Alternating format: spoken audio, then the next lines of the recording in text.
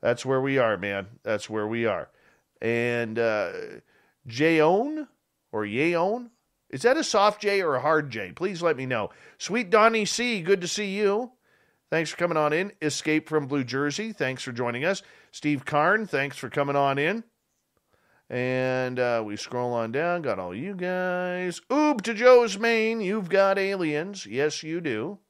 And we're going to get going here in about 30 to 40 seconds. Eugene Braxton is our guest tonight. He is a longtime friend of this show. I believe this will be his fourth or fifth appearance on Spaced Out Radio. And I'm telling you, we're in for a great ride tonight because this man is so smart, so intelligent, and I just absolutely think the world of him. And, wow, we're just lucky. We're lucky to have him on tonight. You guys are going to enjoy his knowledge that he brings in, too. And a good way to support this show, everyone, just as a reminder, is to hit that subscribe button if you haven't already. Also, hit that thumbs up, thumbs down, thumbs sideways, ring that bell, and the super chat is open as per usual. If you feel that we deserve it, hey, hit it on up. If you don't feel that we deserve it or you just don't want to, that's fine too. Just hang out with us. Have some fun. 10 seconds away from launching tonight. Off-World Adam, good to see you. Thanks for coming on in. And here we go, everyone.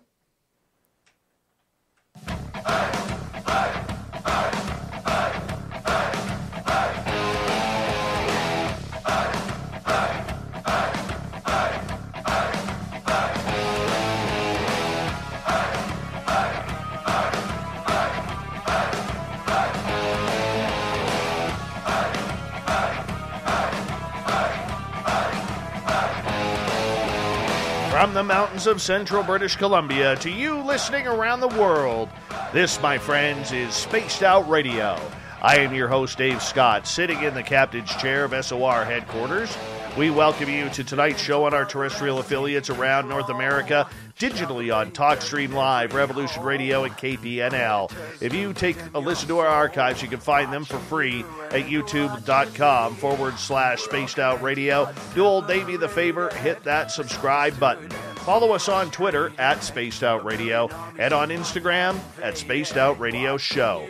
Our website is spacedoutradio.com, where we have a plethora of features for you, including rocking out to Bumblefoot and reading up on Captain Shirk's SOR Newswire. Tonight's show is brought to you by Chive Charities. Help make the world 10% happier by visiting Chive Charities today. You can find them on our website. One of my favorite guests of all time is back. It's been a couple of years since we had him on the show, but you're going to love Eugene Braxton. He is a near-death experience researcher who believes he has discovered the new near-death revelations the world authorities have been waiting for. He's got 20 years of research into this, including the complete descriptions of every near-death stage in sequential order, every change in the levels of consciousness in every near-death stage, every change in the physiology of the invisible spirit body, and more. Oh yeah, we're going deep, deep, deep into this tonight with Eugene. Then at the bottom of hour number 3, I will bring you the SOR Newswire, brought to you by Paranoia Magazine. Mr. Eugene Braxton, it is such a pleasure to have you back on Spaced Out Radio. It's been way too long. How are you, my friend? I've been good, Dave. Thanks, for having me back. Yeah, I've been in the chat a lot, but it's good to be back on the air with you. It really is, man. And unfortunately, it's been way too long. I'll take blame for that. It's been way too long because, as you know, you were listening to us, and let's be honest, you were listening to us when we only had a few hundred listeners a night. Yes. We didn't have any radio stations. We didn't have anything going on. And all of a sudden, you kind of took a liking to the show. We brought you on as a guest, and you were absolutely amazing there. So, I mean, it's absolutely fantastic when we have someone of your knowledge, of your caliber, who is stuck with us through the years and helped us and watched us grow. So thank you for that. Yeah, Deb, I think it was like the fall of 15 or 14, right? 2015 or 14. Yeah, 15. Yeah. 15. Yes. Okay, yeah. And, that 6 years went by quick. Didn't it? Wow. You have a really good show, and it's on every night. The chat is really good, and they have some good good, interesting personalities in there that are quick to come up with some good lines, like Horace and Vinny. But the show is really together, you know. Well, we appreciate you always hanging out with us as well, my friend. Eugene, for people who may not know you outside of our chat rooms hanging out with everybody and being a fan of the show, you're also extremely knowledgeable on the topic of near-death experiences. You know, how did you get into this topic, and why did it interest you so much? Well, I got into the near-death research because of a near-death I had at age 14. And I had a complete drowning. And back then, this was 75. Near-death research didn't start till 78. So I knew something had happened, pretty big, but I didn't know what. That day was probably the most memorable day of my life because I literally died and then came back to life. And so years in the 80s, about 8 to 10 years later, when research started and they were talking about it, you know, on talk shows and the media, I started to get into it. And I listened to all the stories, as many as I could, just soaked up the information about it. And then in the 90s, got in contact with a doctor who was on Newsweek magazine. It seemed like he really believed it. This was Dr. Greyson, who turned out to be the #1 world authority in near-death studies internationally. So he asked me to help him with his research.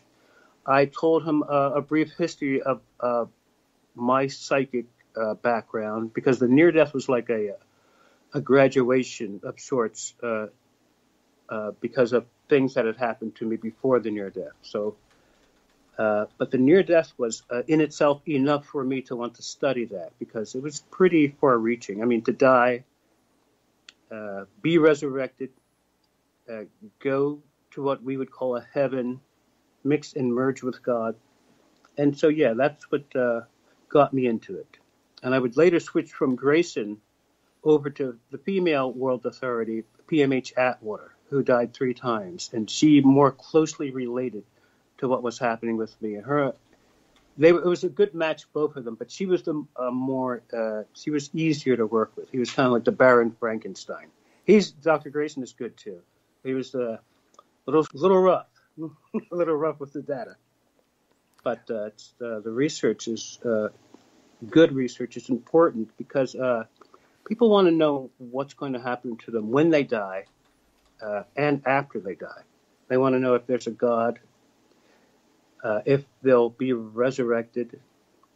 And the research and the book almost answers all of those questions, at least pertaining to near-death and life after death. And I was able to work with 2 of the best in the world, PMH and Dr. Greyson. And so the research was very good. So I'm glad to share it. For you, having that experience as a child, 13, 14 years old, can you explain to our audience what happened when you drowned? Yeah. I was at a youth group fellowship picnic, and I played all kinds of sports, swimming. I was on water polo and competitive swimming.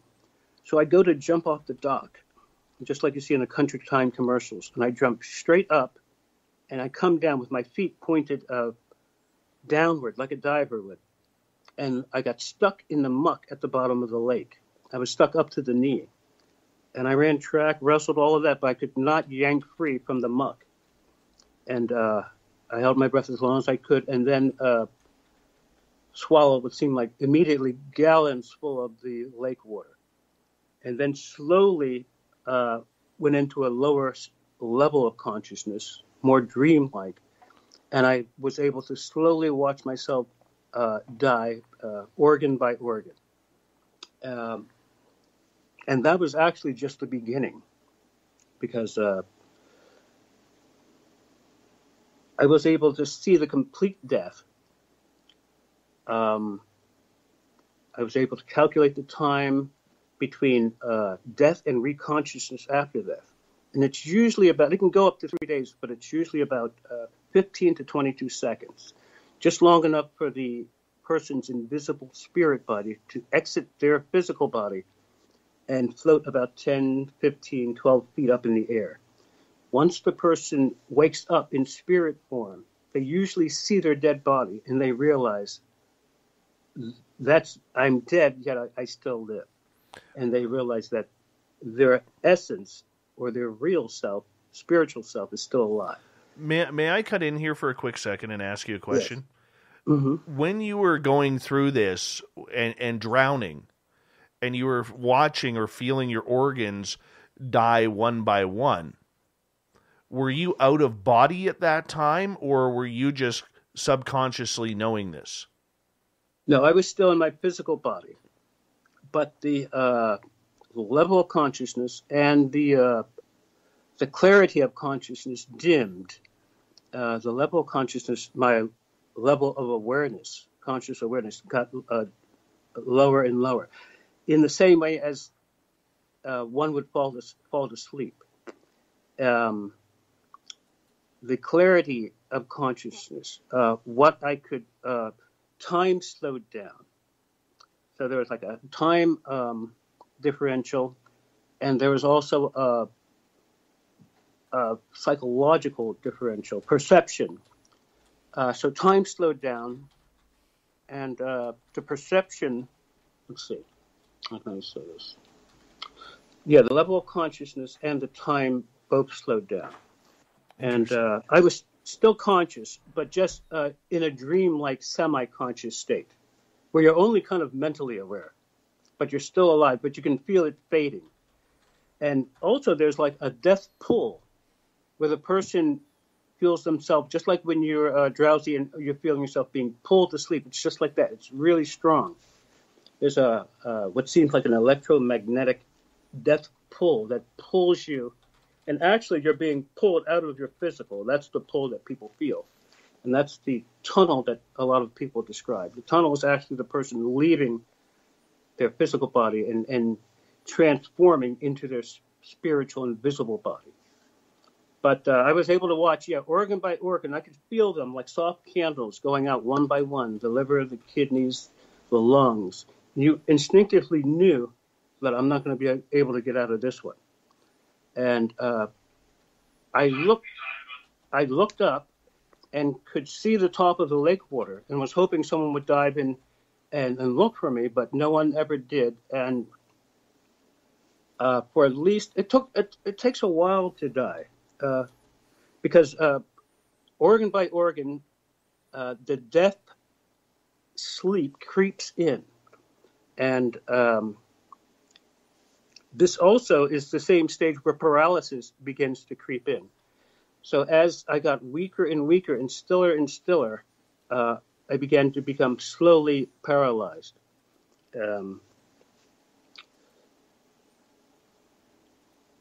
There's a certain point, and I was in this cold, even though it was summertime, it was cold and dark. I was stuck in the muck, and I was shivering. When my body fell down on the bed of the lake, the swamp muck rose up and then settled back on me like a dark, cold blanket, like a death sleep blanket. I was shivering so hard I couldn't stop. And then suddenly,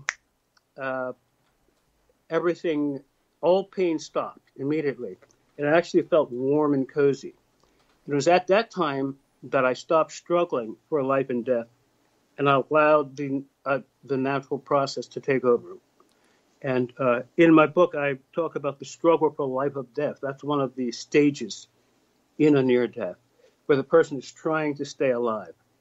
And then there's a certain point where you know you're going to die, and you can feel that you're going to die.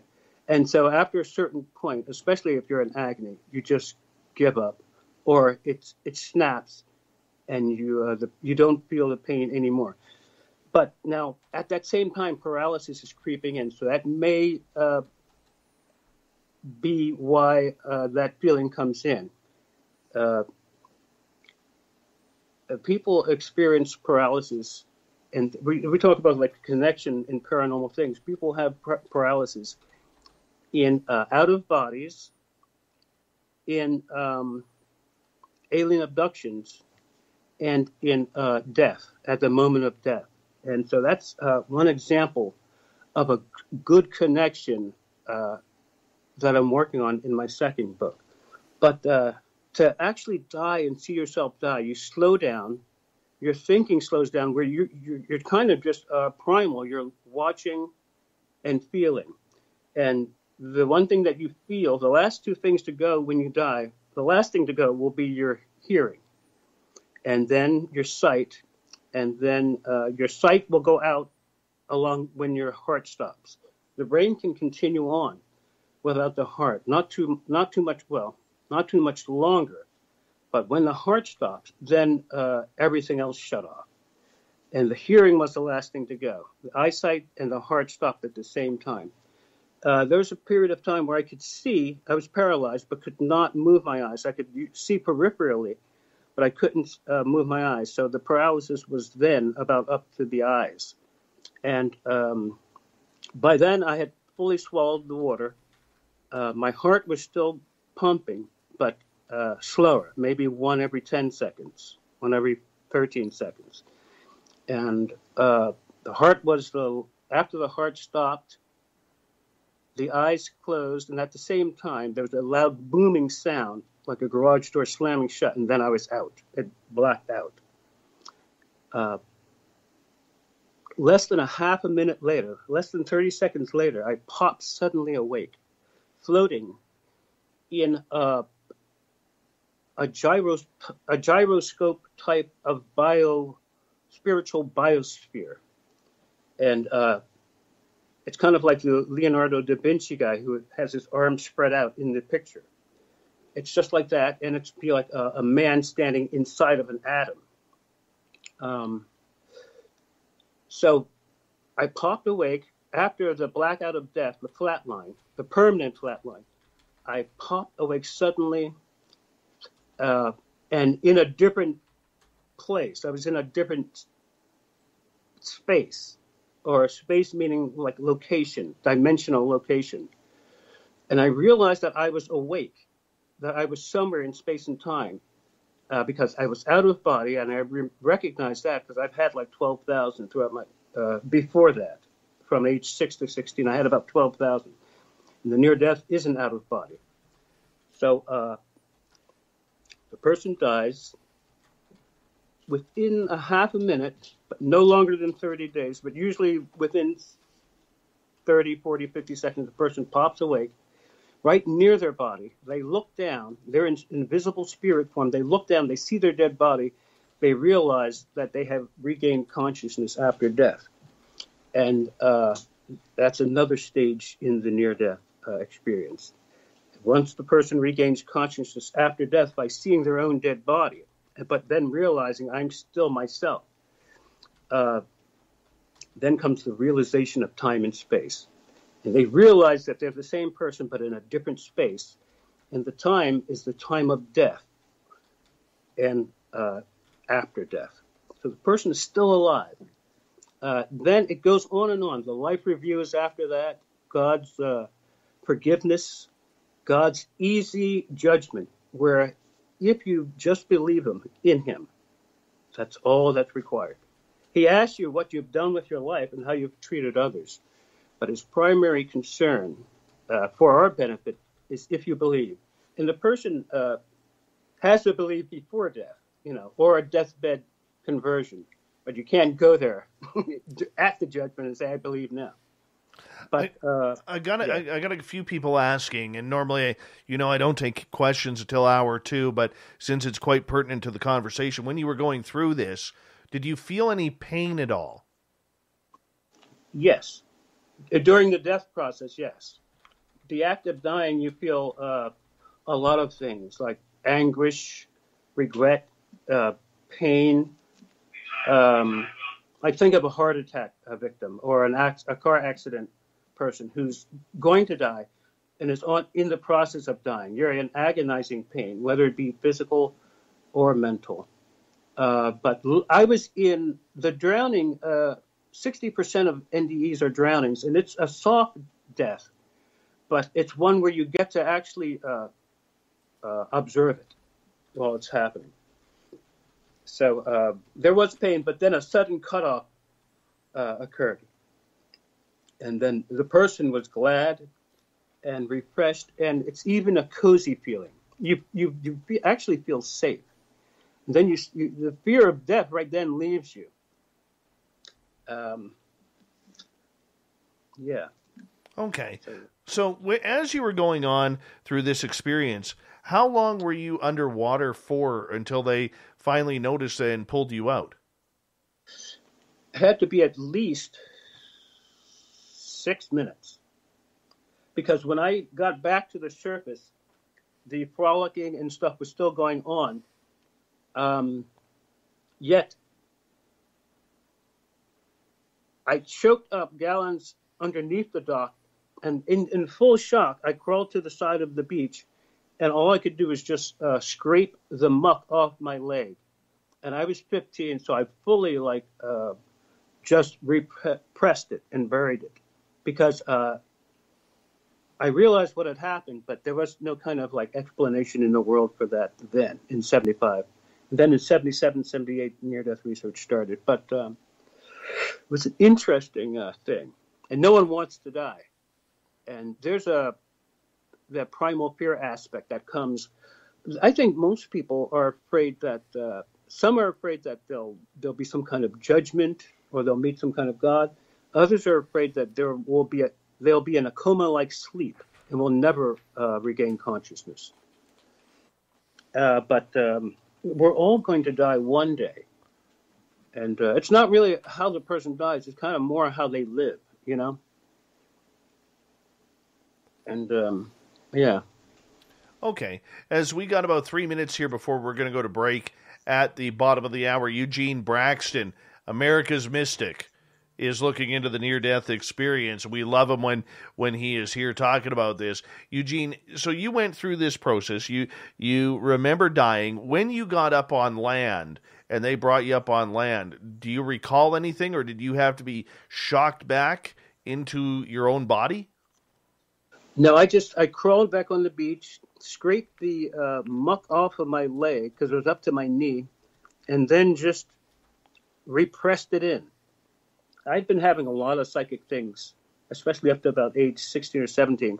And at that time, that was the last thing I wanted. But they were happening season after season, night after night, until I became occurrence-prone. But I was forced to learn about all of those things, the out-of-bodies, the dreams, the lucid dreams, the near-death, and even some UFO activity, too. A good amount. I have some heavy scars. Though I'll have to show you these scars I have on the inside of my leg, Dave. They're long and they stretch.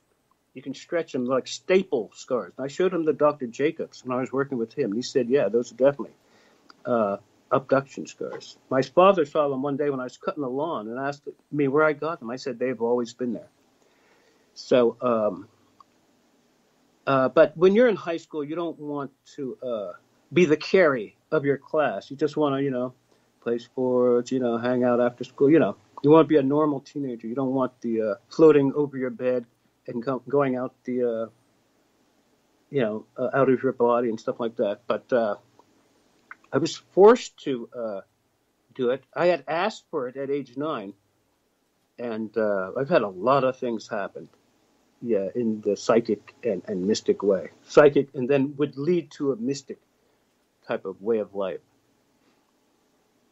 Very interesting. Eugene Braxton is our guest tonight on Spaced Out Radio. Eugene, with about 45 seconds left, when you went through this process, did you leave your body as they brought you up? Were you inside your body? Yeah, no one brought me up. I kind of crawled out of the water, and then... Oh, okay. Yeah, well, everyone else was eating hot dogs, and no one saw, and I didn't tell anyone until years later, and only a couple. There was a propulsion that pushed me up out of the muck, and just like a fish, like on the dock, when he's on the dock of the boat and you throw him back in the pail, he wakes up and swims around. It was just like that. Once that propulsion started, and I guess it was like a propulsion out of the muck, and then like a life energy propulsion, because I shot up through the water as quick as I could, and then choked out a lot of lake water. But I had swallowed, my body was full of water when I died, And just like you see in the movie, the person is fully still and filled up like a Michelin man. Let's leave it right there until we get back from break, my friend. Eugene Braxton. Yes, we're talking the near-death riddle. What happens when we die? Let's get into it on Spaced Out Radio when we come back.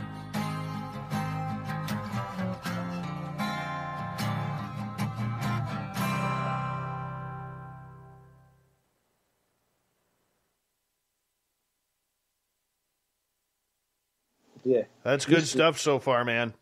Good stuff Thanks, so Dave. far. Thanks. Yeah. Yeah, I don't mind the questions, yeah.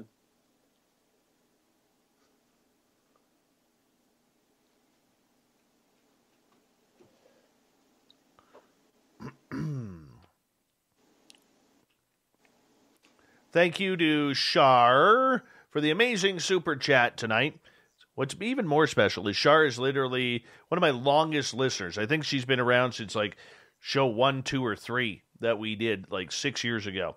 So we love you, Shar. Thank you so much for your love of Spaced Out Radio. We really do appreciate that. And let's go here.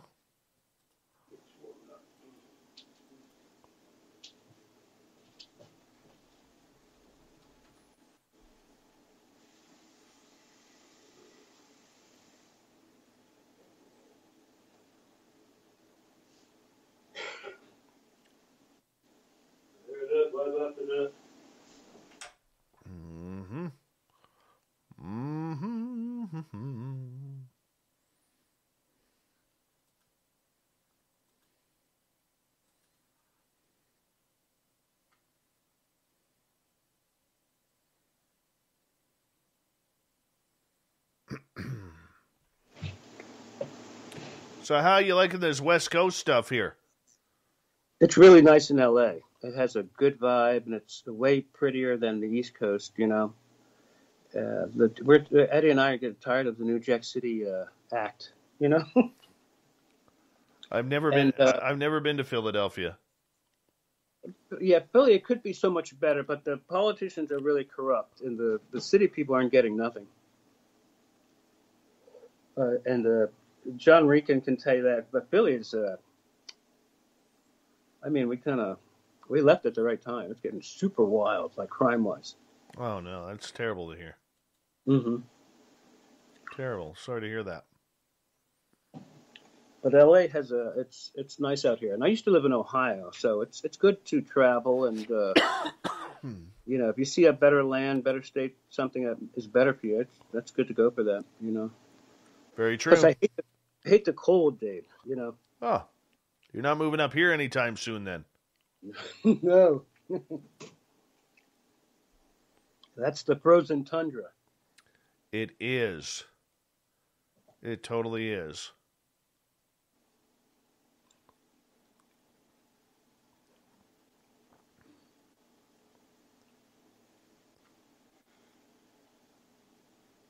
All right, we got about 2.5 minutes, bud. Okay.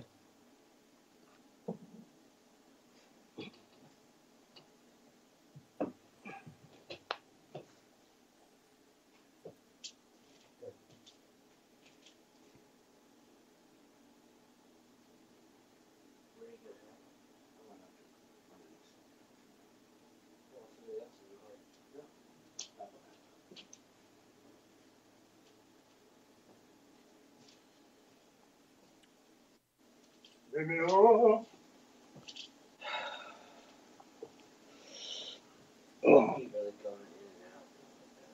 What?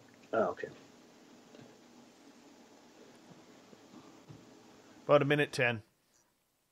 Okay, Dave.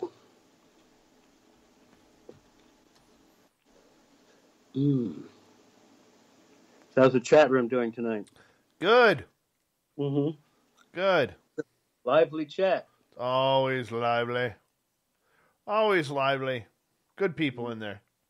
Yeah, yeah.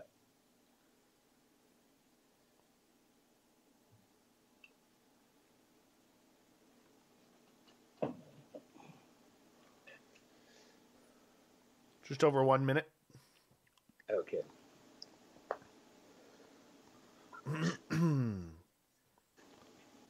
Hey, Grandmaster, how are you?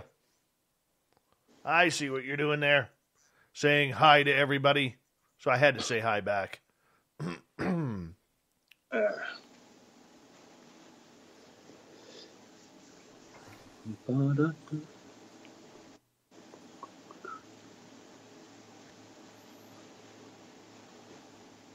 30 seconds.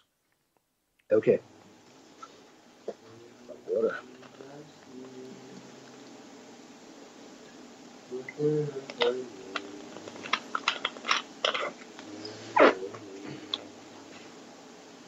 That was a squeaky bottle there. Yeah, yeah, it was. Good sound effect. Yeah, no kidding. Yeah, California, this is nice out here, Dave. Yeah. I could deal with this. Hold on, my friend. Here we go. Okay.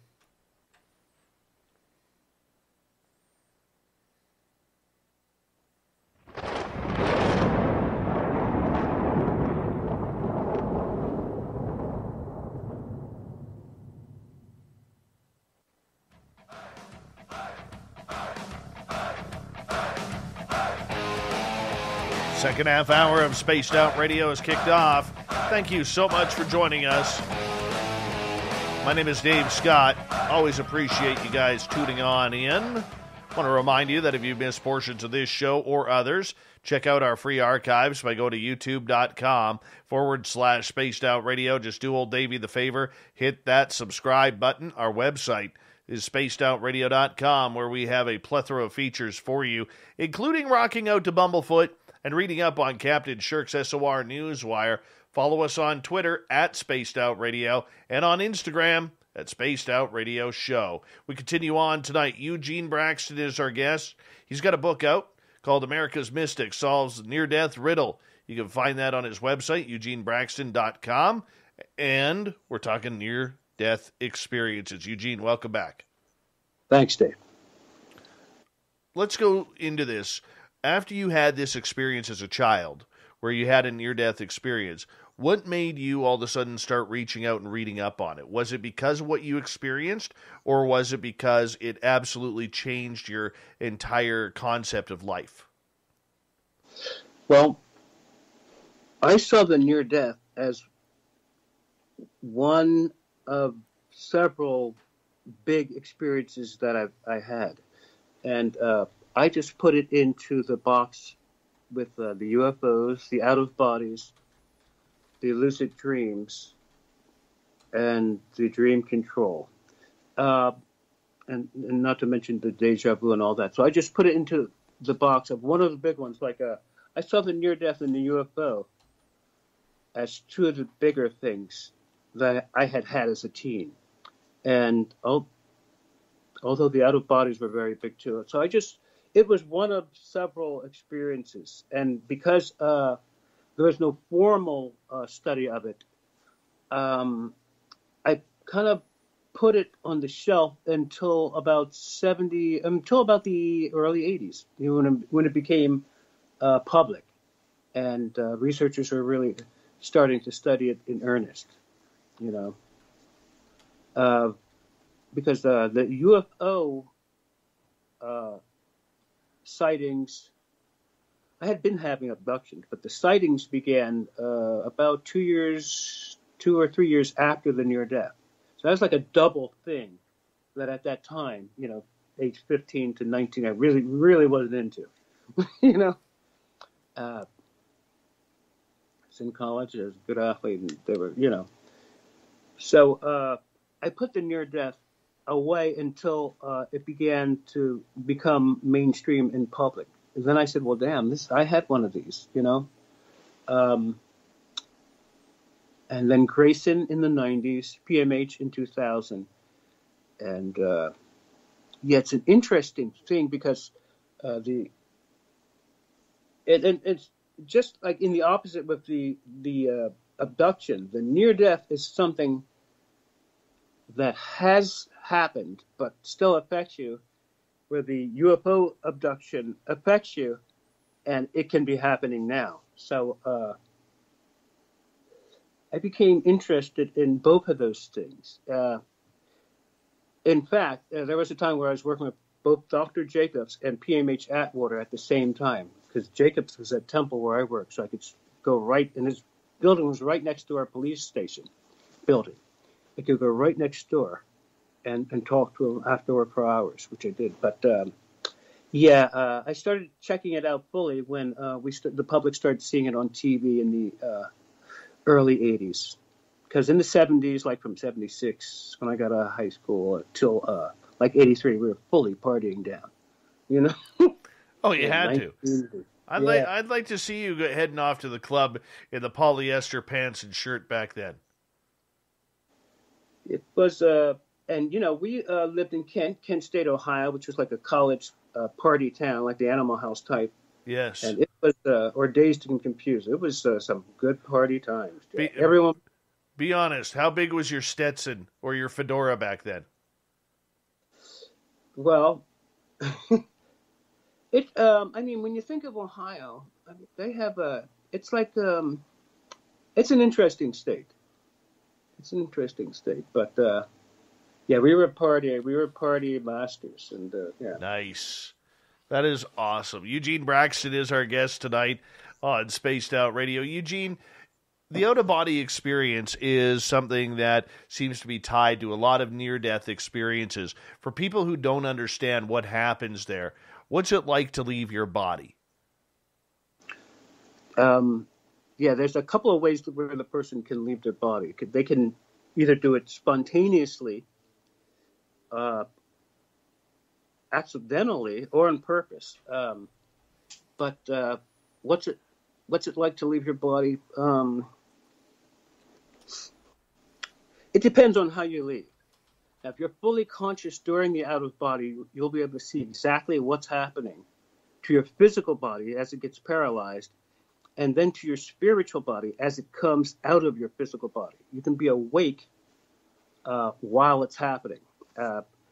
And I had these, and when I researched these, I saw that a researcher back in 1927, the Scottish Sylvan Muldoon, also had them in the exact way that I had mine. So I finally found someone I could trust who knew about it, an expert, and he was an old school expert.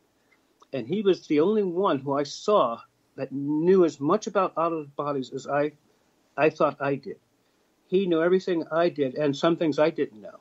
And so if you ever want to learn fully about out-of-bodies, he's the one to examine. He had his stuff together. And but yeah, you can literally, and I can explain later how you can do it. You can literally watch yourself come out of your body, or you can just wake up outside of your body, floating down the street or up, on top of the roof, or just out in outer space. In fact, if someone is afraid to watch themselves come out, because that's a scary thing where you almost feel like you're falling, you have to be fully calm as your body slowly gets paralyzed. Then you have to keep calm while you're rising up in the air. Now, the person thinks that it's their physical body going in the air, but it's actually their spiritual body. Sometimes the person having an OB will feel like they're sinking through their mattress.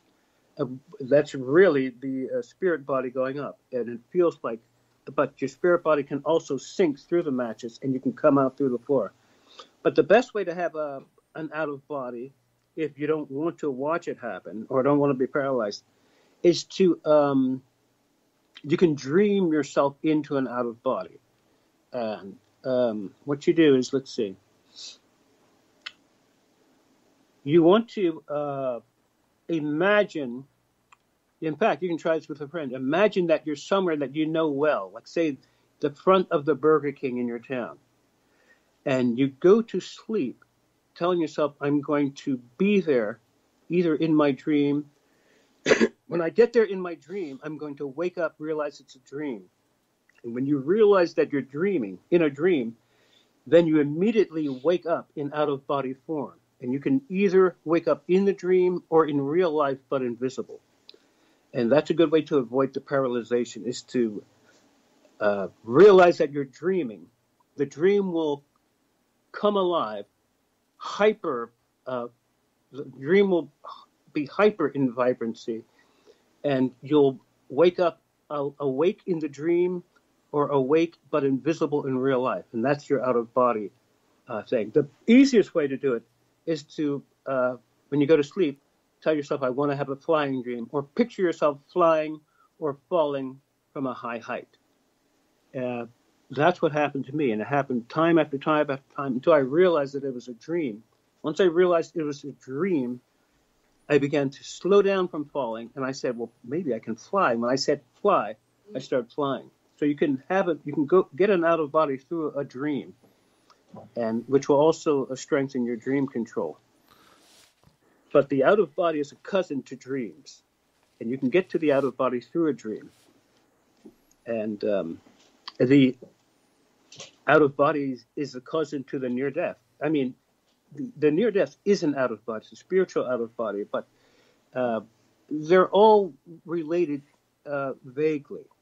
The dreams related to the out-of-bodies to the near-death possibly to the UFOs.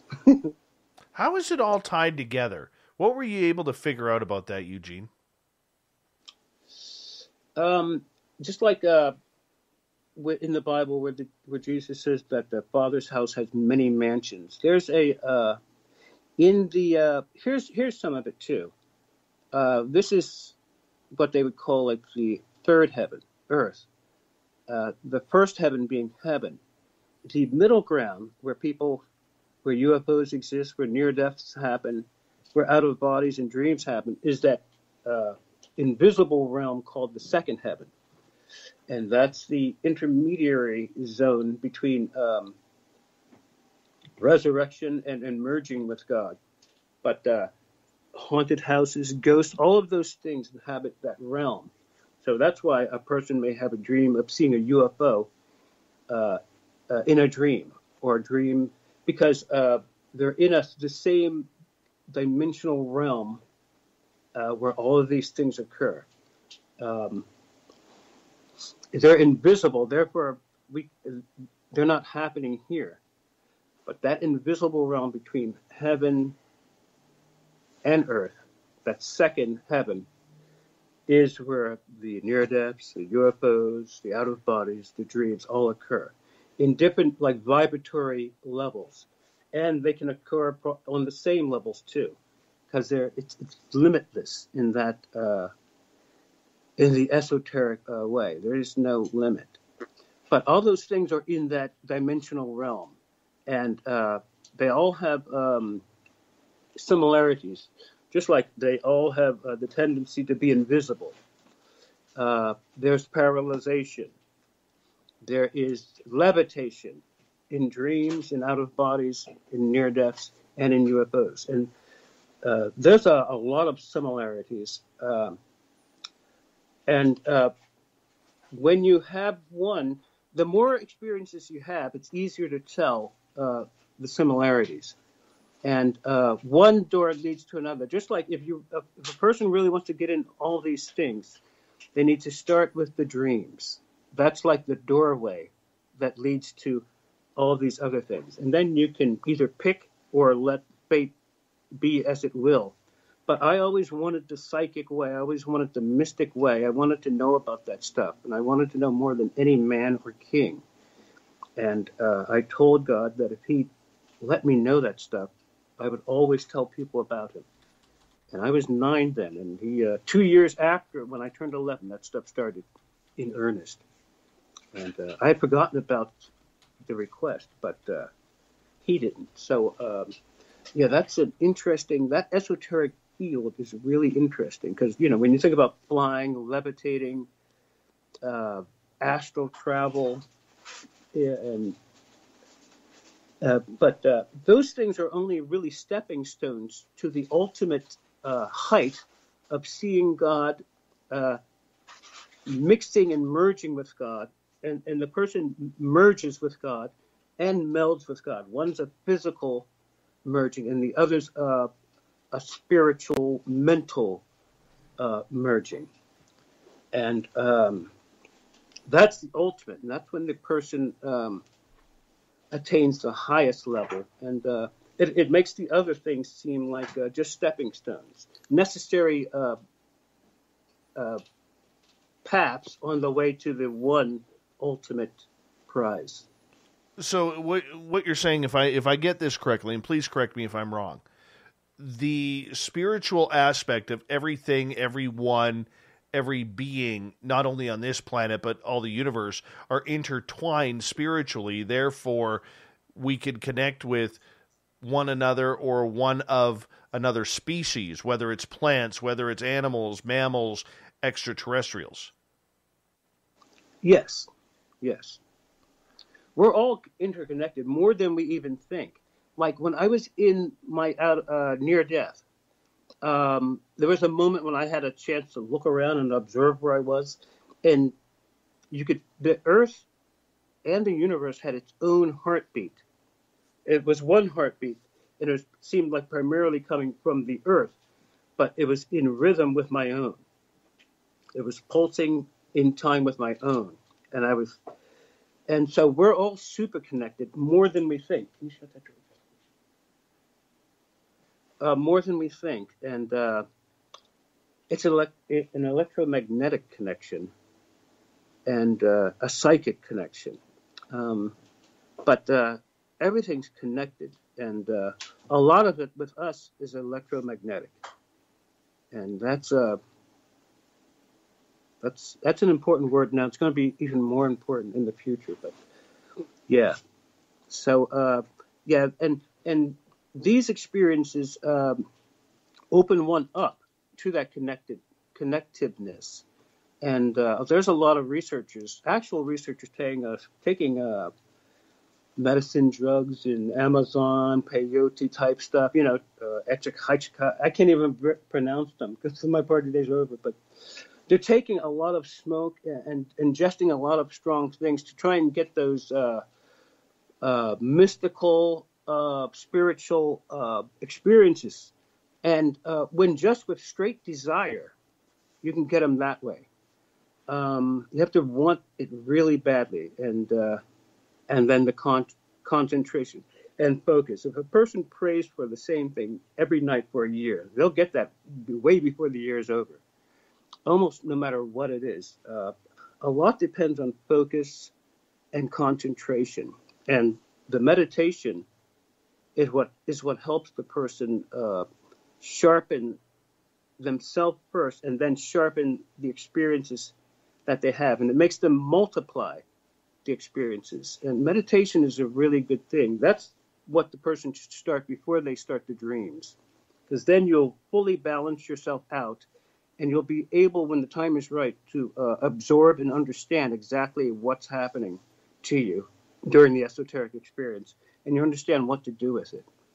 Because each esoteric experience brings out a blossoming of knowledge and abilities to the person. And the person should not get hung up on it. They should go on with the inner development and spiritual devotion so that they'll have another heavier experience. Because you learn so much just through the experience and then afterwards too. The after effects of all these experiences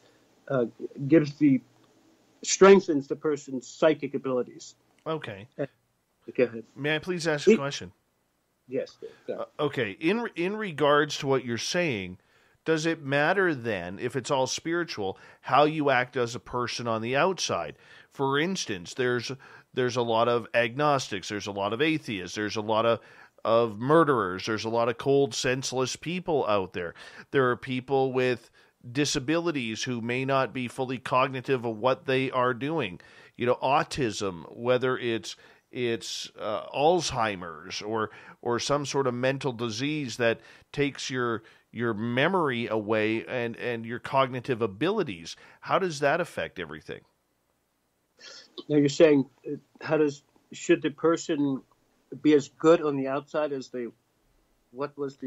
Well, for some people, they can't control how they are as you and I are right now in the way they act. There's mean people out there. There's cold-hearted people. There's murderers. There's rapists. I mean, there's people who cut other people's heads off in certain parts of the world because of religious icons.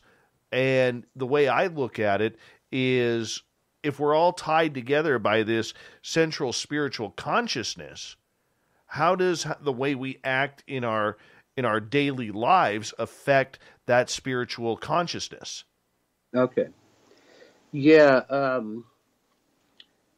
A lot of it depends on how in contact the person is with themselves. Like you said, they have some human monsters out here raping animals, raping kids, and where they almost don't even have a soul or psyche.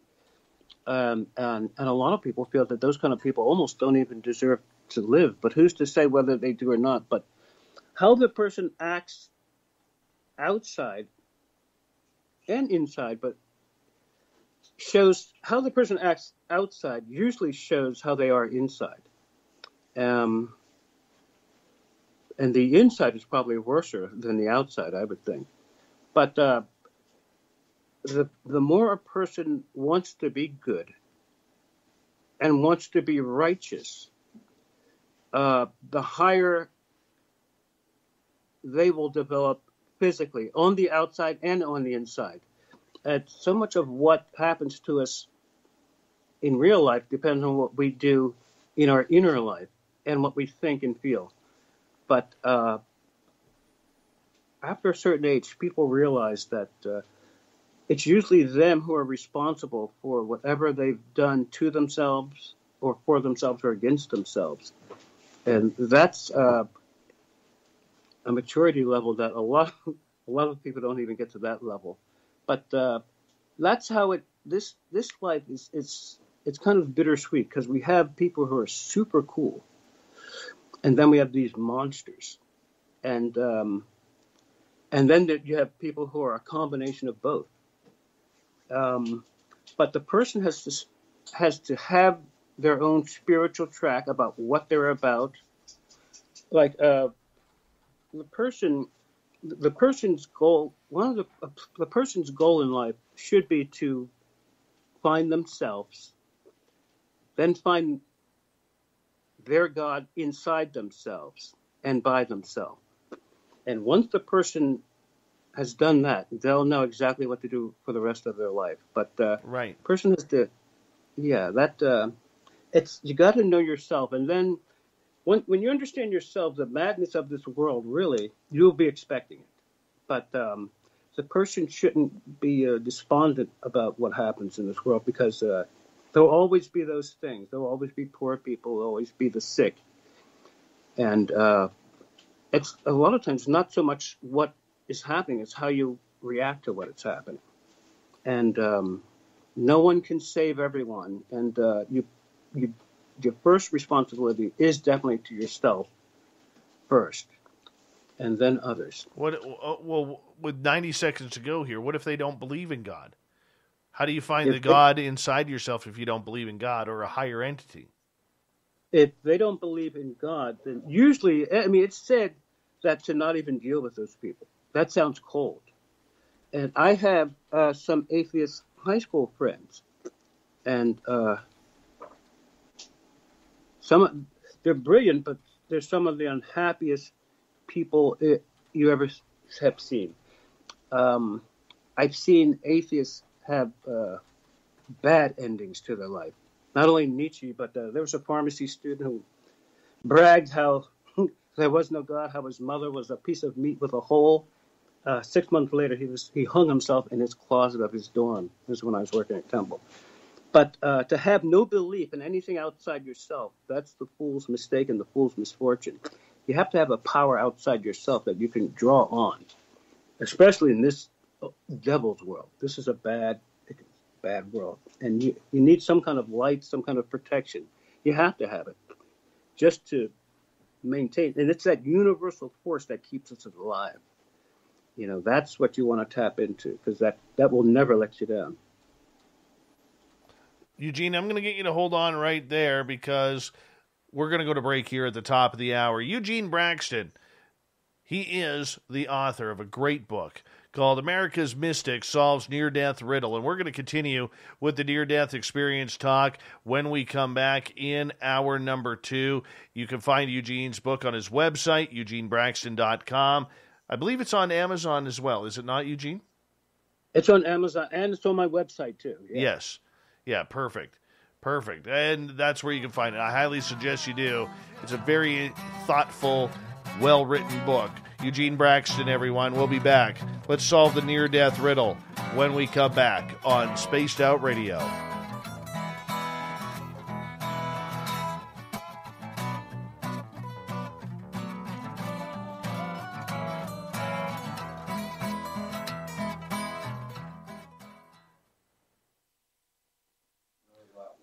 All right, my friend. We're just on break here for a couple of minutes, so let me just run my dogs out, and I'll be right back, okay? All right, Dave. All right.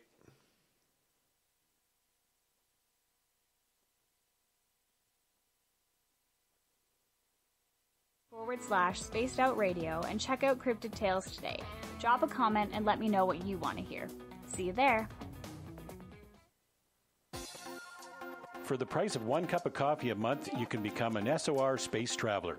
The Space Travelers Club is a place where you can interact with other listeners, either live during the show or on our great forum. We want your stories, pictures, comments, and ideas.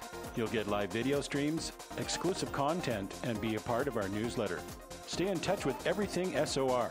The Space Travelers Club is just $5 a month at spacedoutradio.com.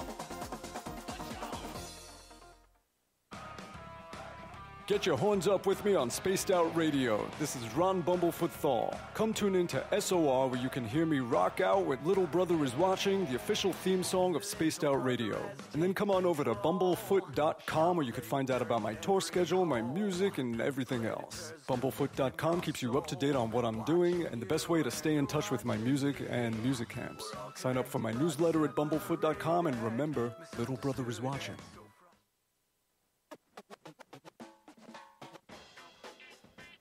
The SOR Vault is open for business, and do we have some cool swag for you to pick up? All you have to do is head over to our website and click on the SOR Vault.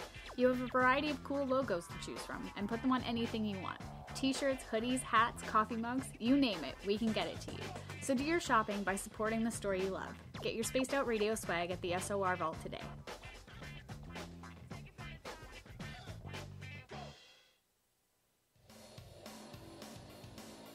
We all know on Spaced Out Radio we love a good beard and mustache, so why not take care of your facial hair with Mighty Moose Beard Oil? Made in Canada, we're taking care of beards and stashes around the world.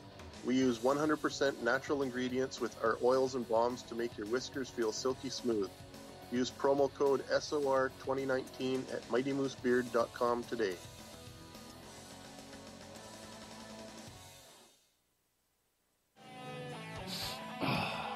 I'm feeling a little spicy tonight. What to do? What to do? Why not get Bumblefoot? 4 million Scoville units of pure hard rock. Bumblefoot hot sauces come in 3 flavors. The burning Bumble. Tone it down a bit with Bumblicious and throw the sauce on everything. Spice it up. Bumble me, baby. Bumblefoot hot sauce. Get it today at kajans.com. Hello, Space Travelers. It's me again, Carl. Don't forget to join the Space Travelers Club for just $5 a month. And follow Spaced Out Radio on Twitter at Spaced Out Radio. Our Instagram, Dave Scott SOR. Our Facebook page is Spaced Out Radio Show. Our archives are free at youtube.com/Spaced Out Radio. Come woo it up with Spaced Out Radio today. Bye! Hey, Space Travelers, this is John Resig, founder of the Chive and Chive Charities. If you know anything about our website, you know we like to do things a little differently. We're not some faceless organization collecting money for a nebulous cause. Our donor dollars go directly toward life-improving items. Then we give those items directly to an underdog who needs it most. To become a donor with Spaced Out Radio's official charity, Chive Charities, just go to chivecharities.org/donate. Are you an experiencer of something strange that can't be explained? Do you want help finding out what's going on? I'm Ryan Stacy, head of the Experiencer Support Association, otherwise known as TESSA. We've teamed up with Spaced Out Radio to investigate cases filled out in the SOR Sightlines report. All right, I'm back. Okay. All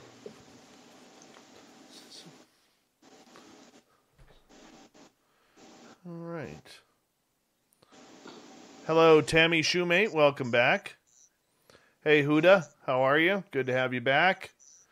And who else has popped on in here? Hey, Joshua. Nice to see you. Jacques, nice to see you. Do you got a fan going there, Eugene? Or an air conditioner? Let me check. Yeah.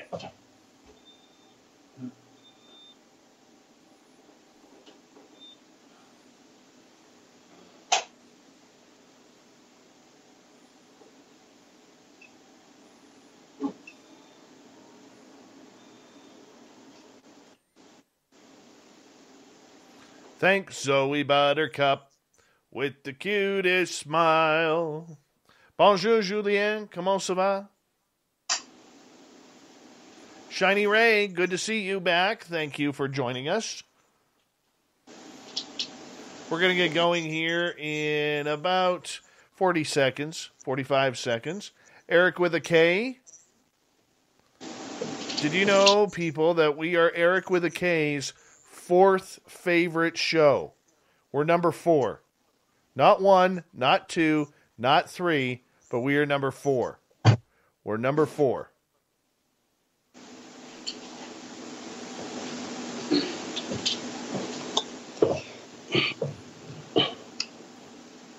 How's that? Is that better? It's still coming through, but that's okay. Okay, my son's coming back in. He knows how to turn it off. He'll be in a sec. Okay, here we go, my friend. Thank you to Wagon Breath, John, and Shar for the super chats. Here we go. You're listening to Spaced Out Radio with Dave Scott.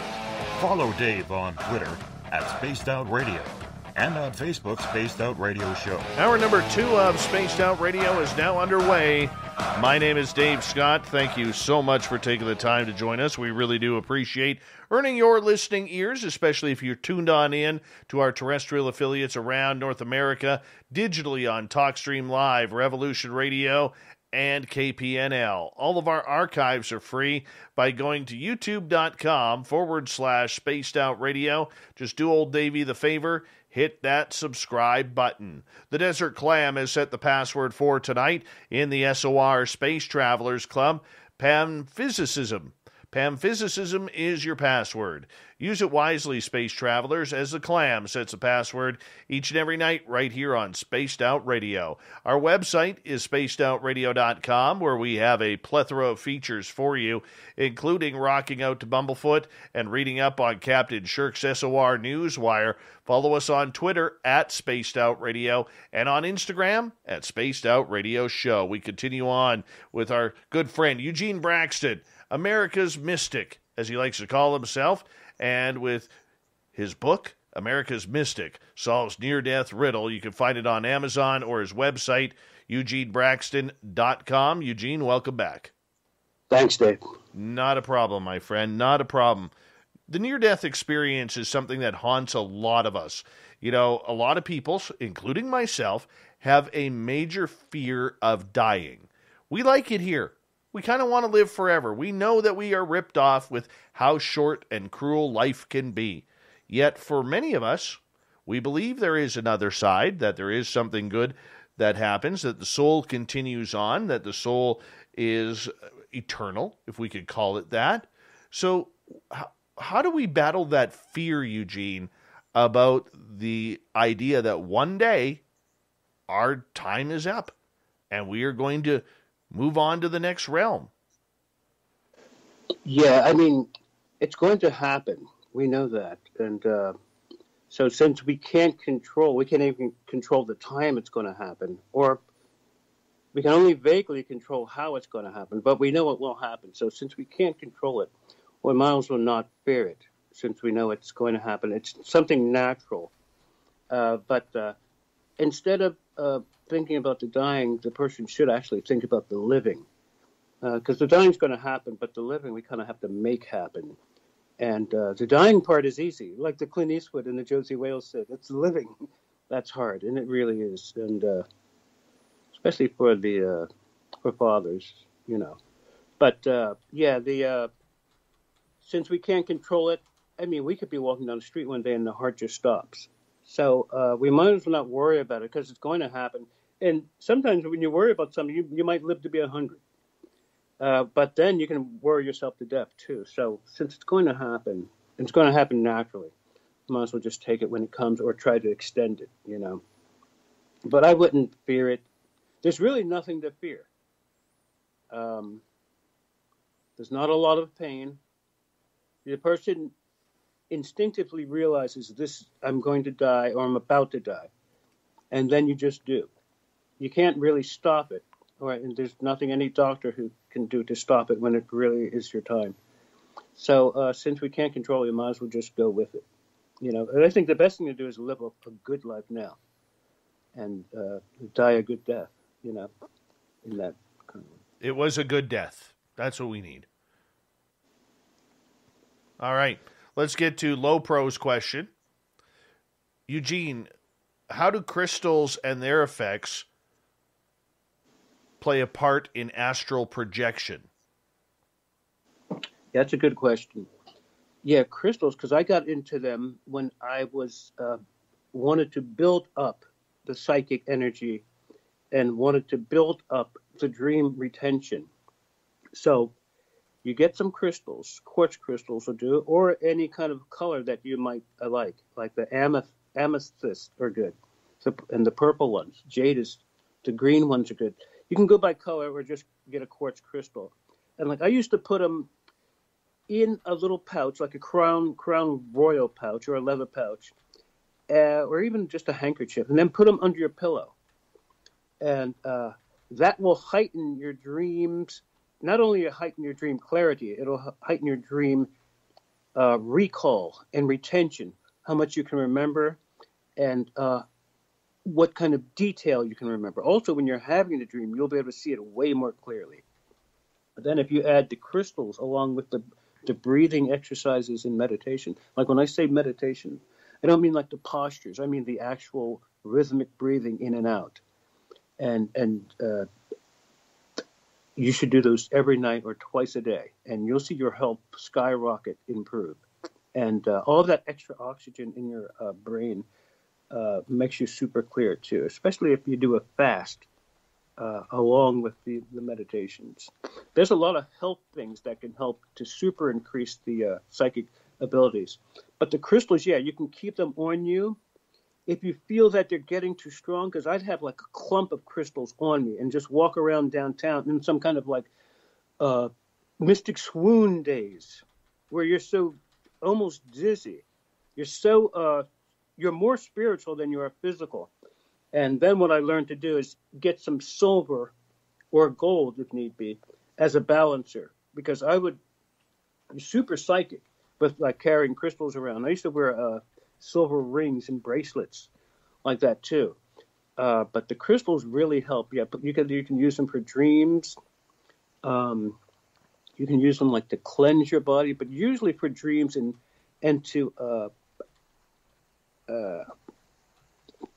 elevate the psychic abilities. But they're especially good for dreams. Just put them right under your pillow, or put them in like your pajama, pocket front. Keep them near your head, or put them in the pillowcase, on the soft side.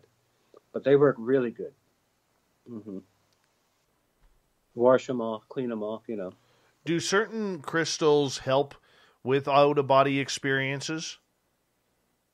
Yes. Yeah, the crystals,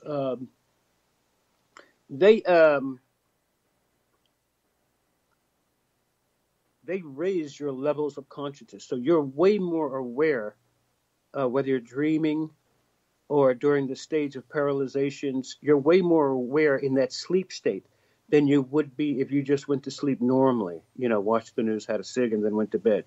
With the crystals, and then you do the breathings, you're super aware, and you super feel whatever happens in your dream state when you have the crystals on or around you.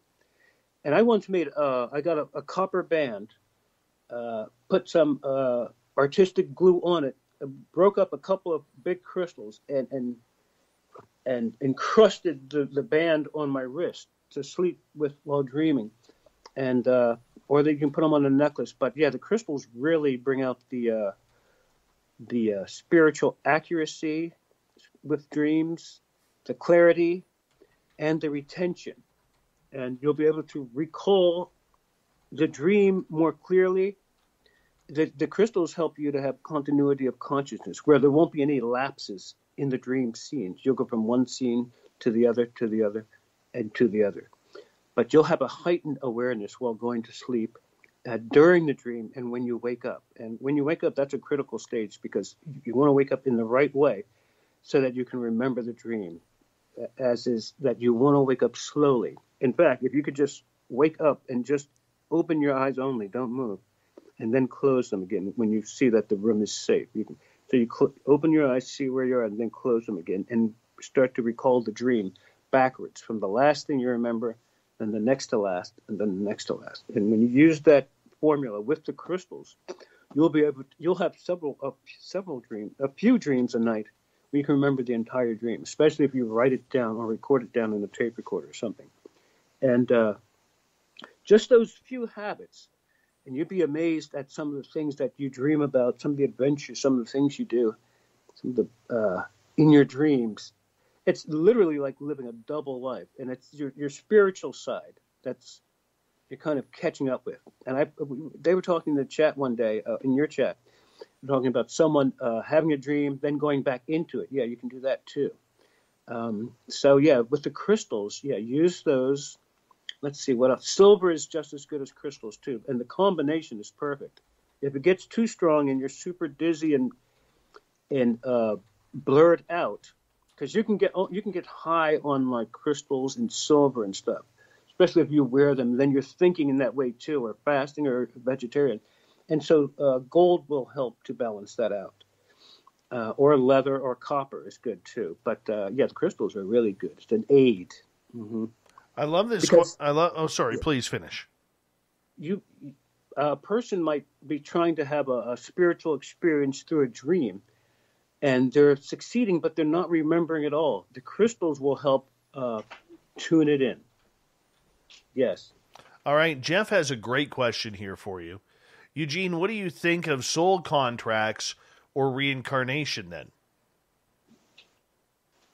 Soul contracts? What do I think of one? Soul contracts or reincarnation. Oh.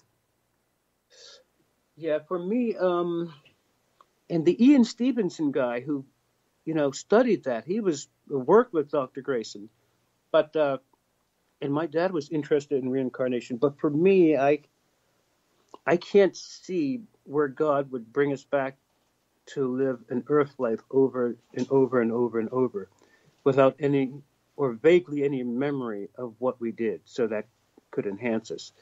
I think that we were uniquely created by a creator, that we're a unique soul and spirit, that we live here once, and then we live in the invisible inner world or the higher dimensions after that. I don't think that we come back as someone else completely different, or time after time after time with no memory of that. And I know a lot of people think about that. And I even thought about that once, because I had reoccurring dreams of drowning that did come to pass. But there's no way that God would bring us back time after time after time and limit our memory so we couldn't use those memories to die over and over and over, and with the promise of going to heaven someday or going to, no, I just don't. I think a lot of it is genetic memory, for the person remembering her great-great-grandmother or her grandmother's grandmother. I think it can come down to the bloodlines where the person feels their ancestry, but I don't think a person comes back as another person over and over and over. I just don't see that. There is life after death, but I don't think we're going to be coming back, to me, as over and over for centuries and centuries without remembering anything. that seems, I don't think God would play that kind of game with us. Yet there are many people who have had those experiences where they do recall quite accurately past lives. There have been some, my own son once, we were crossing a bridge that he had never crossed, and he said, "Dad, I've been here before." And I said, "No, you haven't," because this is his first time we were going to my mom's house. And then he described what would be ahead. And I saw that. But, that could have been a future memory where he may have astral traveled to that place or overheard. I just don't, for me, I don't see where I'm going to die and then come back as someone else. I could see becoming a spiritual entity and living on in spirit form, and then merging into a greater consciousness. I think that we will exist as our own selves throughout time, but I don't think we're going to come back as, a Daniel Boone and then Johnny Unitas or whoever, or a slave woman. I just don't think that.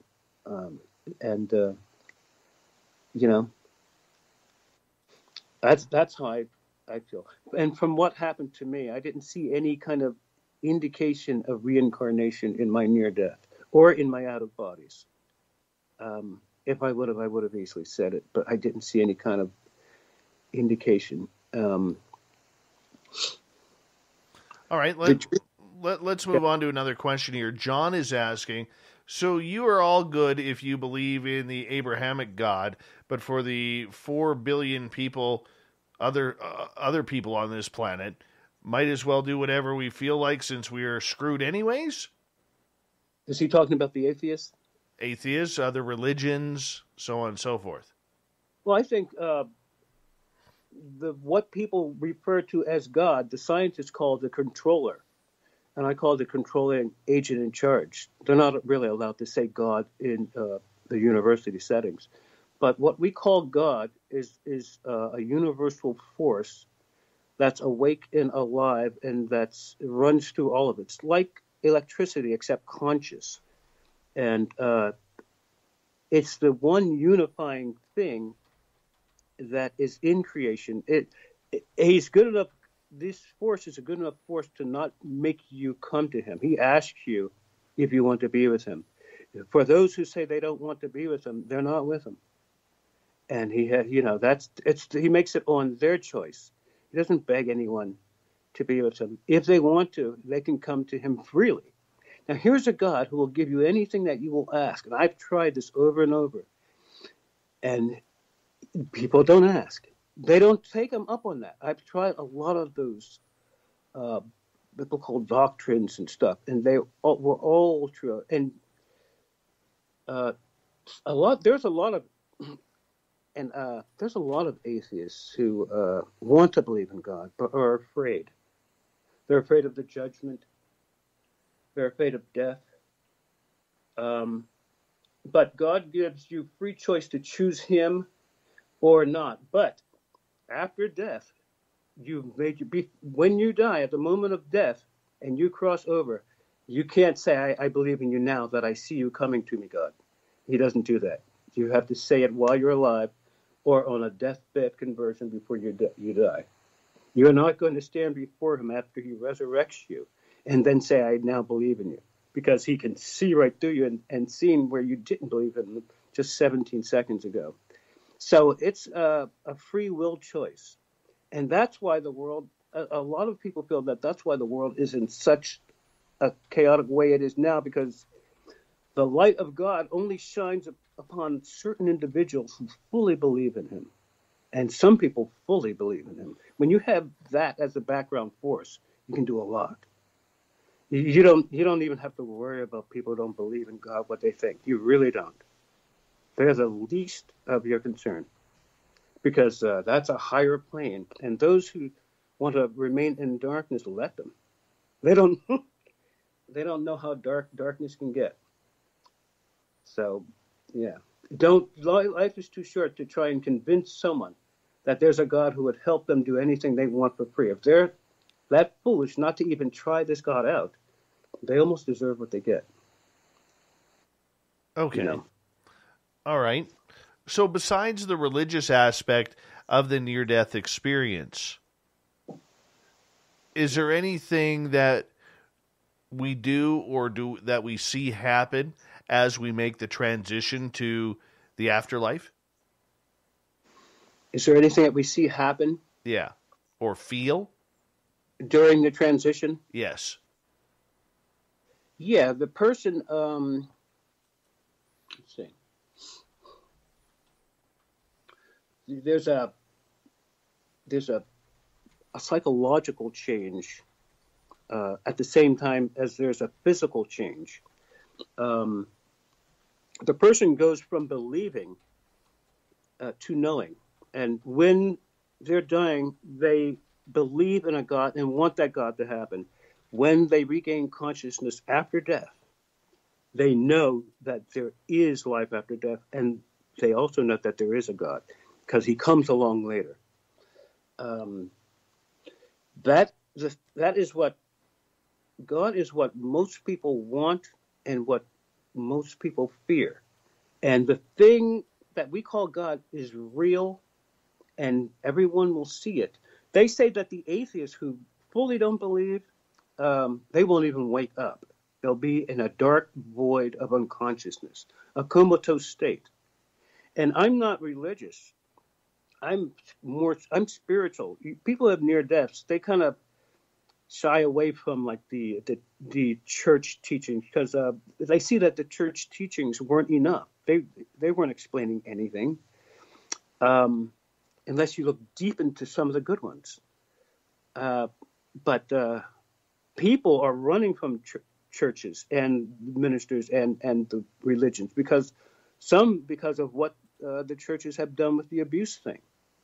Others because of like the hedonism that is in society. You know, they like with the Grammy. There's a lot of bad stuff going on now. If you want to cling to something, cling to what you would call a God. But what people call God is not really the kind of God that they think that it is. It's a personal journey that everyone has to take on their own. I didn't believe that there is a God until I saw it for myself. I had heard the stories, and they were really cool. But I, just like Moses in the Ten Commandments, I have to see it for myself from God, and then I can believe it. And I asked for it, and it happened. I didn't want it to happen, but it did because I had asked for it and really meant it. These atheists should ask God to show themselves. In fact, I've dared atheists to curse out God and see what happens. They would never do it. But the atheists, it's their choice to reject a free God who already loves you and made you, or to take the God of this world. You can take the God of the other world or take the God of this world. But I don't have time to trying to convince some atheist of something that his grandparents, knew True. was right. Let's move on to another question, as we only got about 90 seconds here. Vince is asking, Eugene, what's your thoughts about ego? As in what? Like the id? Yeah. I mean, the ego is just one level of a person's, mind.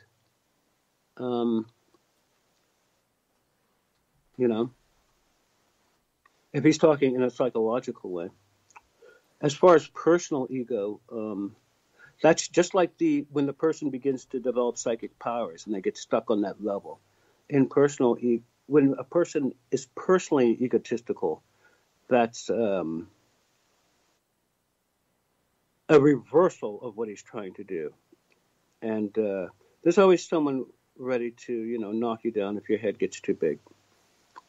But as far as psychologically, ego, subconscious, superconscious, he'll have to kind of maybe be more exact or like what he's trying to ask. Well, you know what? Let's say we got more questions from our audience, and I have more questions for you when we come back here on Spaced Out Radio. Eugene Braxton is our guest tonight on the big show. Near-death experiences, life after death. What actually goes on after we die? Are we omnipotent? There's a word we don't use enough around here. Omnipotent. Where do we go? Cotton-Eye Joe.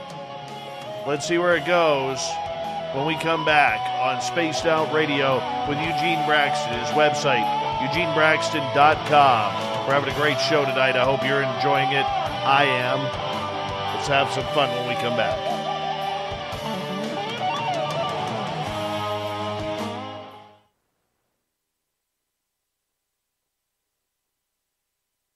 All right, we are back. Okay.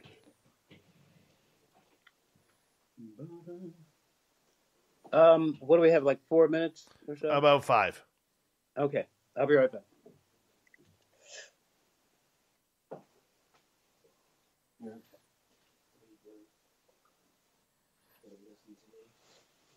Where were you? Come on. Come on. No, I'm not. You want to go out. Go out. Lock them. Zenzabil, I got your question up next.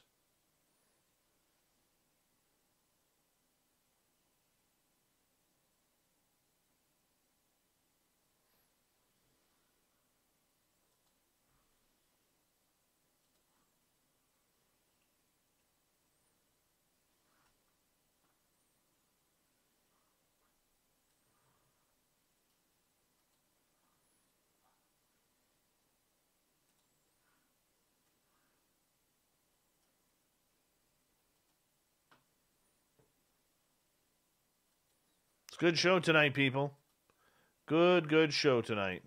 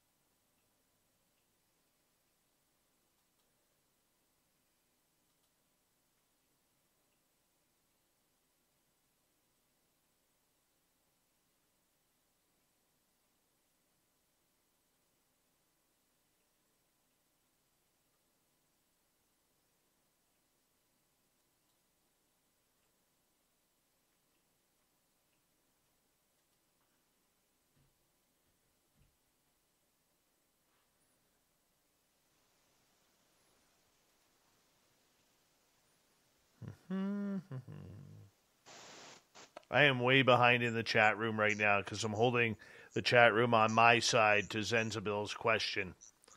So, just stick with me. Stick with me.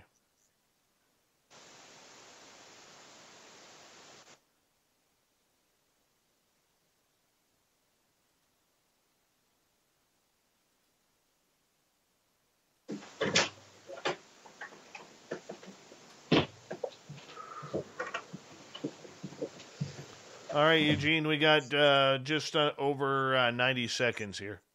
Okay. The atheist. Yes.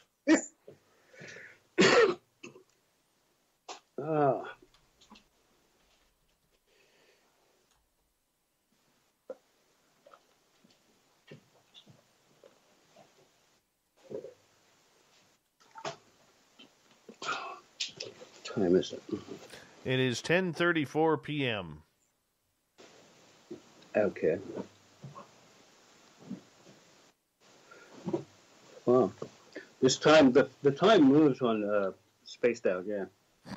It sometimes does. Sometimes. Sometimes we're lucky.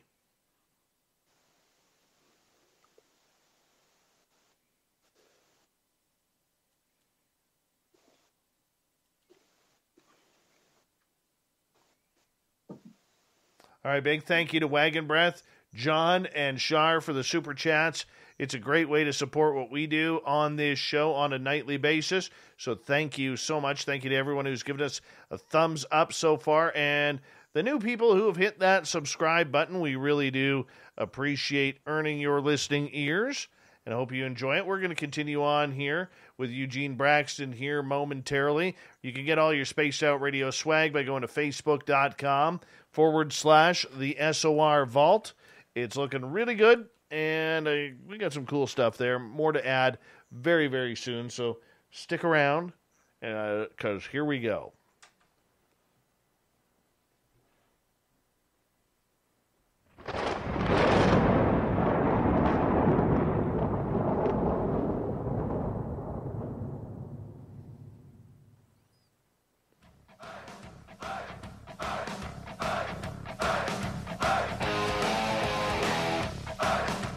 Second half of Spaced Out Radio is now underway.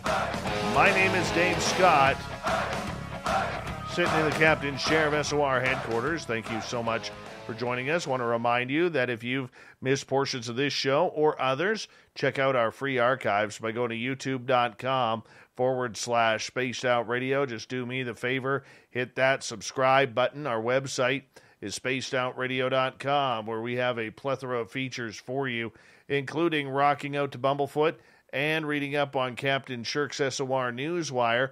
Follow us on Twitter at Spaced Out Radio and on Instagram at Spaced Out Radio Show. We continue on tonight with Eugene Braxton, America's Mystic, looking into the near-death riddle. You can find his book on his website, eugenebraxton.com, or on Amazon. That is a good place to do it, too. Eugene, welcome back. Thanks, Dave. No problem. No problem. All right. Let's get to Zenzabil's question here right off the bat. And he is asking, Eugene, what do you know about stories or experiences of James Linenger, who supposedly reincarnated from being a World War II pilot from the Pacific? I've never heard of him. Well, that's about as far as we could go on that question, isn't it? I mean, that's just being honest and blunt. Honest and blunt. All right. Where does the alien aspect come into all of this? Well, it's always been in there.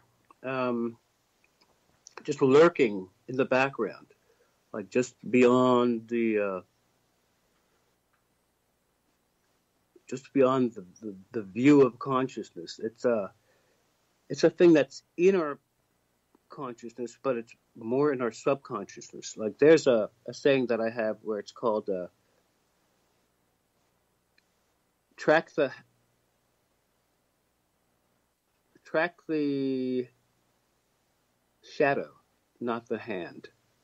And that it's like where you look beyond what is obviously there into what is not there. You want to see what is not seen. And there's always something behind what is visible. And that goes for the the near-death and the UFO. So the UFO is there. It's just barely seen. It's more unseen.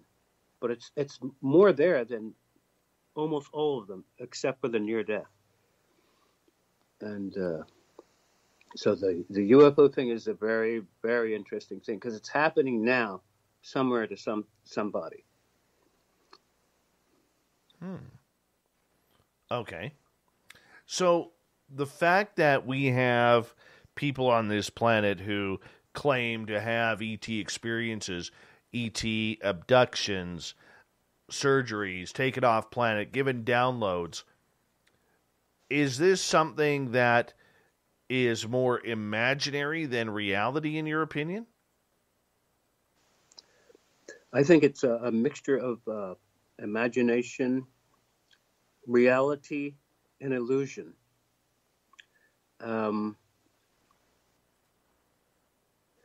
because they're all three of them are different, but they can be experienced all at the same time. Where the illusion can be more powerful than the person's known reality, what they've experienced or can conceive.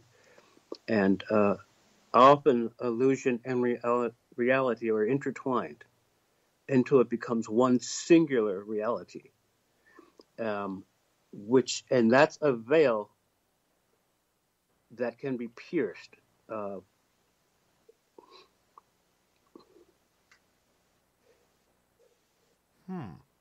Okay.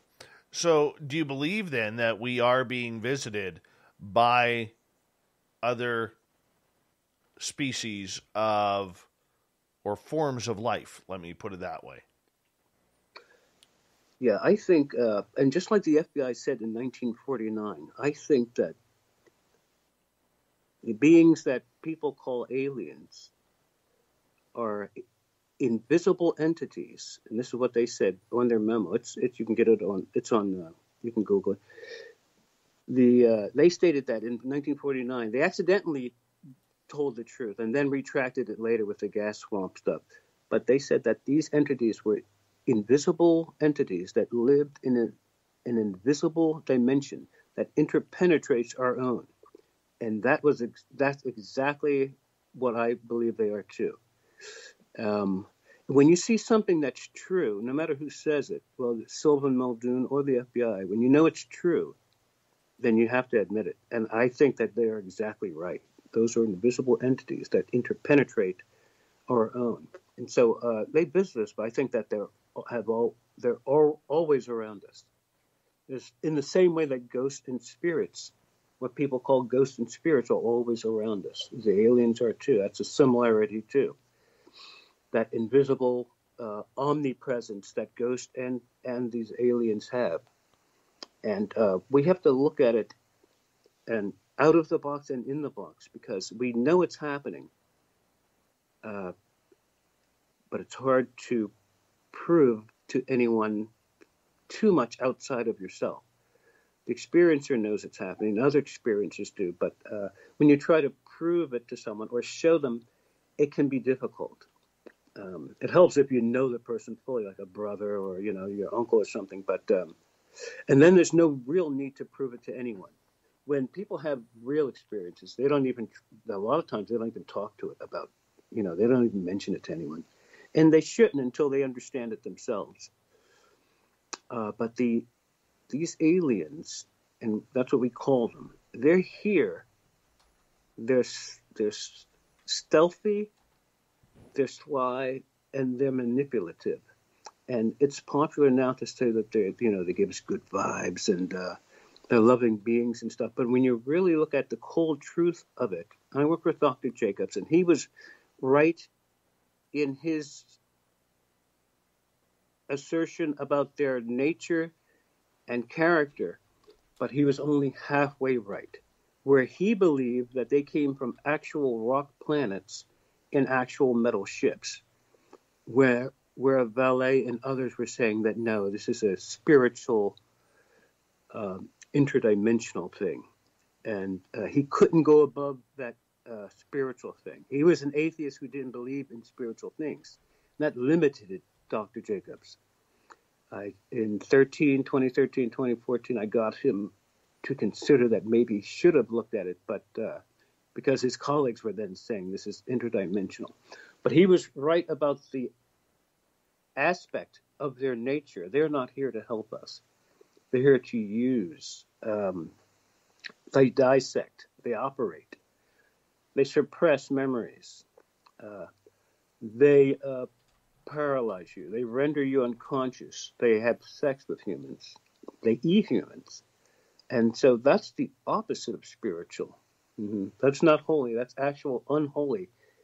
When you look, that's what a scientist would say, or a minister would say, or a rabbi. You don't even, or a mother would say that. But there's something dark there that people, it's not in vogue to talk about, or they're afraid to talk about.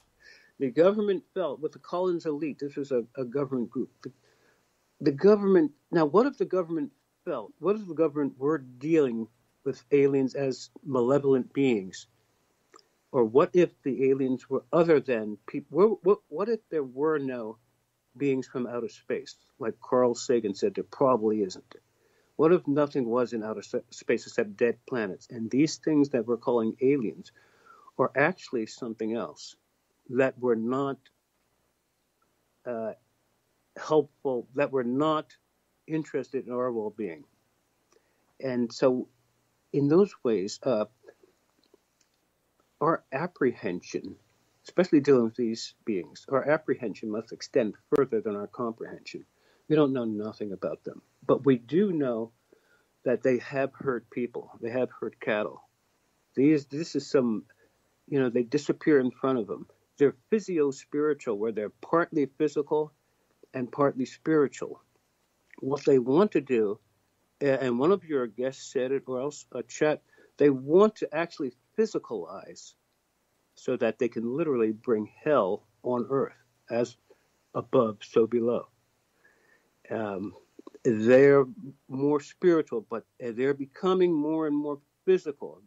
They cannot physicalize or be here for a certain amount of time, but through whatever kind of genetics they're doing, or whatever, they want to physicalize. And then they're going to bring hell on earth. That'll be, and if you think like the bad abductions are bad now, there's a lot of people who have them. People forget about these people, just like the fire in the sky guy. There's a lot Travis of people Walton. They're really messed up.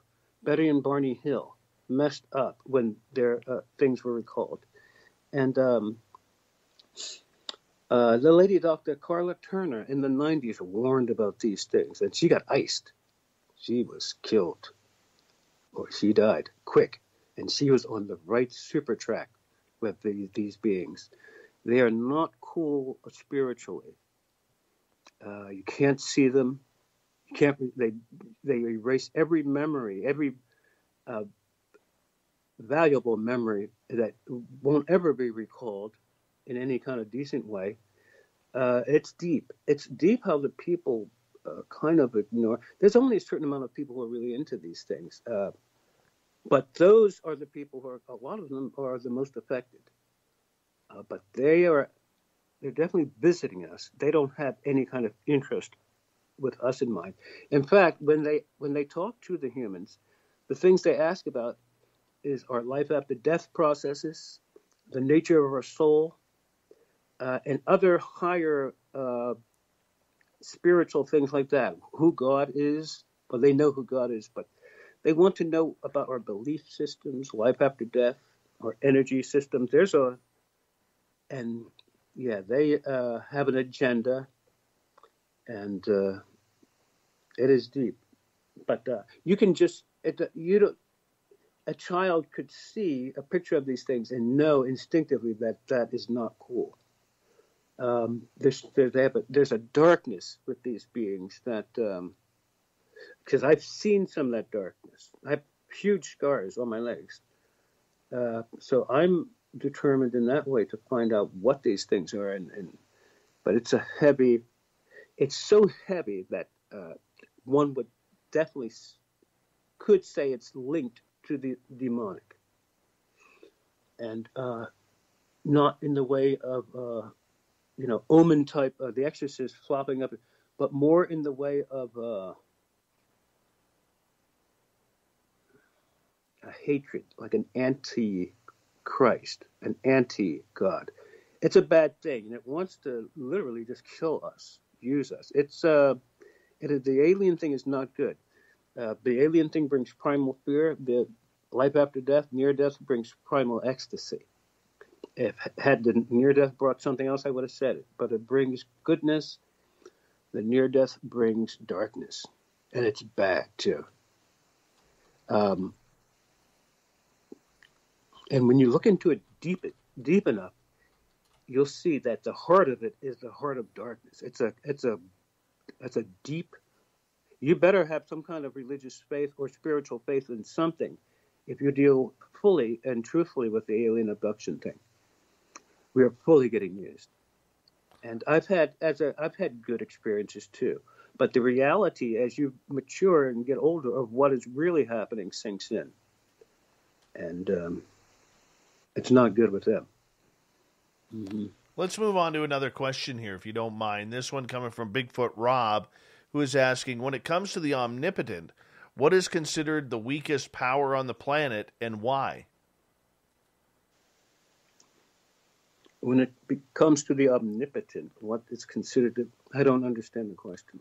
Well, what would be considered our weak links on this planet for humankind? What would be the opposite of the omnipotent? Yeah.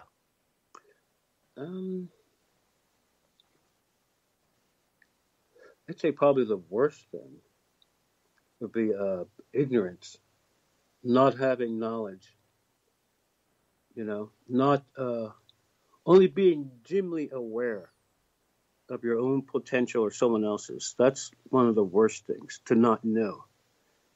Especially not knowing the invisible, real things. Because it starts inside. It starts in a person's thinking.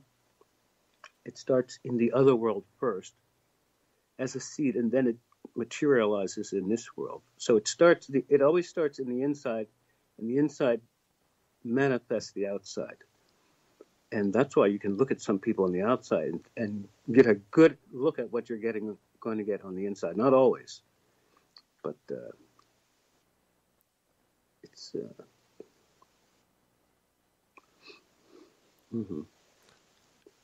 So, for those who are struggling with their own spirituality, their own understanding of the near-death riddle, is there usually a time when people will come to grasp or to terms with their own mortality? Yeah, they'll have to at a certain amount of time. But usually, if the person makes it up over 50, halfway, or 40, 50 is even better. You live a certain amount of decades, and then you realize, okay, I'm still here, so that means I have less time. And 50 for a lot of people is that midway point or even more. But you start realizing it the older you get, especially a decade after decade. And you learn more each decade. And they say by 50 or 60, then the person is actually becoming the full person that they wanted to be at 30 and 40. So it takes time. But the older you get, you start thinking about it more. And a lot of times, the more successful you get, because you're doing good and you don't want that to end. But if you've had a near death or even almost come close to death, that shows you how quickly this life could be taken.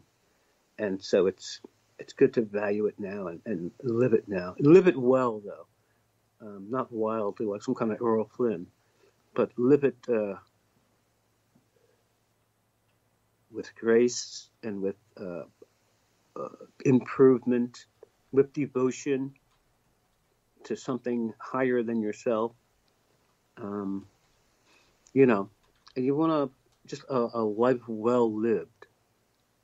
Mm-hmm. And you don't have to be, you can be atheist or Christian to do that. But So do you believe in ghosts? Yeah, I think that ghosts are an interesting thing. Ghosts are electromagnetic energy that seems to center around, historic buildings, haunted places, cemeteries, and I'm coming out with some films soon. And I made 2 films where I took women up to a extremely haunted house in Philly, and we captured some wild stuff on film. In one, we had a Sharon Stone type of Philly girl who I went up with. December 22nd, it was 3 degrees below zero, super cold, snow on the ground. She ran from the house in 3 minutes. As soon as she got to the safety of the sidewalk, she began acting and looking really weird. At one point, she slid across the cement. Then I could see that somehow the house was magnifying her looks, and she began to look super pretty. So as she began glowing, You could see her glowing. She had blonde hair. She began glowing. She could feel that the house was magnifying, and you could see her fully confidently look into the camera as she was super beaming on film. And then the second girl, also with the first one, Sarah, all of her magnificent footage looked good in regular speed. But when I took it home in the weeks to come, when I slowed down the speed to do slow motion stills and stuff, the slow motion footage of her was the exact opposite. And instead of the normal, sweet college student girl, you saw a witch-like figure with a long nose, and it at one point even had the witch's hat on. It was completely opposite figure in slow motion, and it was really opposite. But the film was fun to make, and we bring that in. I brought a second girl in the heat of summer, and in 11 seconds, her face, hair, eyes changed 7 times in 11 seconds. Green, red, brown. You could literally see it changing on her. And she felt more comfortable with the house. So haunted houses have a lot of energy with them. After these 2 girls were filmed, wild things happened to them and to me. And I, after you'll go to a haunted house, something may or may not happen. And then later, after you leave the house, then the after effects can kick in. If they don't kick in at the house, they'll kick in after you leave that haunted house in the weeks or days to come. And that happened to me. So I saw that there was energy there. So I went back with my goddaughter. And while she watched, walked around the cemetery, the haunted house was built on a Revolutionary War cemetery. She walked around. I purposely tried to drain through a mental absorption as much energy as I could from that haunted grounds. A month after that, I saw a UFO, and 6 months after that, I started the near-death research. And I was writing down stuff that I had never even studied or known about before. And so I never went back again. The one girl married a Ukrainian guy quickly, who was then stabbed in the chest and he got stabbed in the chest and he began stalking her on the temple campus, trying to kill her. Luckily, she's okay. The second girl, out of the blue, she was driving down her suburban Pennsylvania town. A big black semi-truck comes barreling straight on. She had to drive onto the side of the road just to escape, and the car might have flipped or blew a tire. And then I was, at the same time, I was accidentally playing with my son, and he accidentally broke my neck. So those three things happened. And you got to watch it when you go around haunted houses. And because this is in the National Registry of Haunted Houses, but there's a lot of energy there too. And that was in the 90s, and I was into acquiring as much psychic energy as I could. And I knew you could get a lot of it through electromagnetic. And so I went to the haunted house. And energy can be absorbed too. Like I did an experiment in the near-death. Well, I decided to see if I could take an energy through my mouth in out-of-body form, through air or electricity. And so I took a deep breath of energy in out-of-body form during the near-death, and I took in energy. But you can also absorb energy, and you can absorb energy through light. And all of those light frequencies we can't see, just like you see videos of these orbs flying around haunted houses and haunted people. Who knows how many orbs and light things that were around that house. And when I first went to the house with my goddaughter and her boyfriend and three of us, and Eddie was there too. He was 7. We kept him away. We saw 2 what looked like telephone-sized light beams walking behind the house. That was weird. And we bent down and looked at every angle. When we knew that we saw what we saw and couldn't figure it out, then we left immediately. And it was a month after that we saw the UFO. Eugene, I'm going to get you to hold on right there because we are going to go to break here at the top of the hour. We have Eugene Braxton for another 30 minutes to start off hour number 3. Then we're We're going to get to the SOR Newswire that Captain Shirk has put together for us, and then the Thought of the Dave. It's been a great show so far, 2 hours down, 1 hour to go here on Spaced Out Radio. EugeneBraxton.com is Eugene's website. We'll keep your questions as well. We'll get to them. His book, America's Mystic, Solves Near-Death Riddle, next on Spaced Out Radio.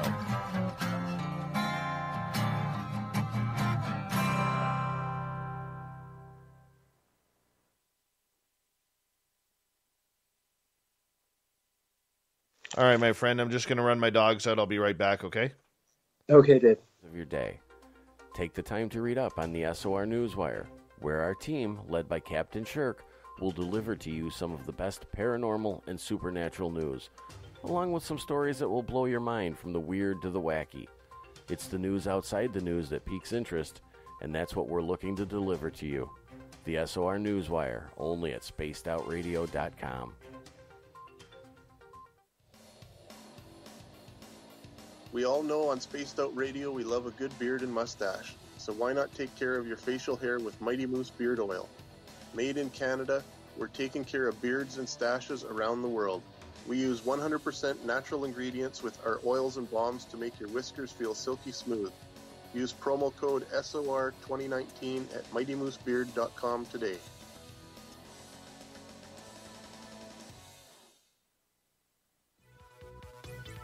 Hello, Space Travelers. It's me again, Carl.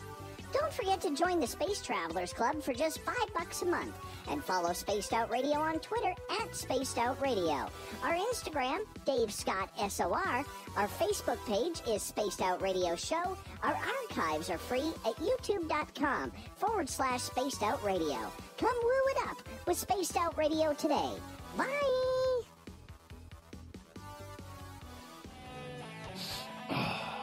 I'm feeling a little spicy tonight. What to do? What to do? Why not get bumblefuck? 4 million Scoville units of pure hard rock.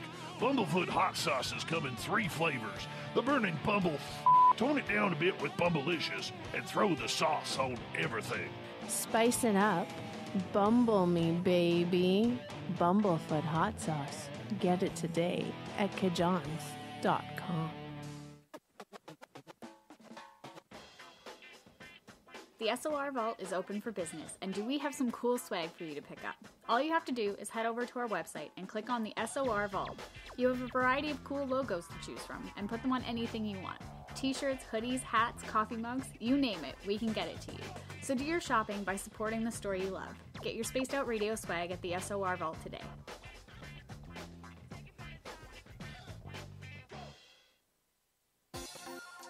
For the price of 1 cup of coffee a month, you can become an SOR Space Traveler.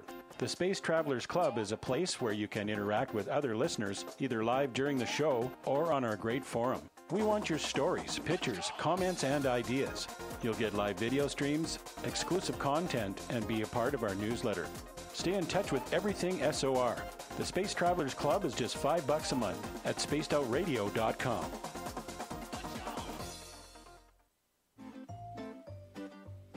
Looking for creative ways to get your company out in the public? How about advertising on Spaced Out Radio? Our sales department is waiting to hear from you, and we can work around any budget. From commercial spots to banners to special promotions, there are many opportunities to get your name and product out to our SOR listeners. For a price guide and more information, please contact us at sales@spacedoutradio.com. The party is always on at the Moose Vancouver. The Moose Vancouver is where you want to be when visiting Canada's West Coast. Open until 2 a.m. nightly, the Moose cranks up the rock while serving some of the best rated food in the city. The menu starts at $6.95. Why party anywhere else in Vancouver when the Moose is right there? Get your horns up and rock with the Moose, the official party. All right, I'm back. All right, Yeah. We've got 2.5 minutes. Okay. 2.5. Hi, Mary Bone. She's a vegetarian. Mary Bone, Mary Bone, Mary Bone.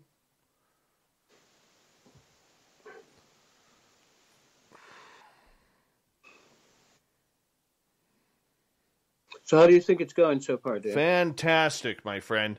When we get to the next break, just sit right through the break, and then I will say goodbye to you properly during the break, okay? Okay, thanks.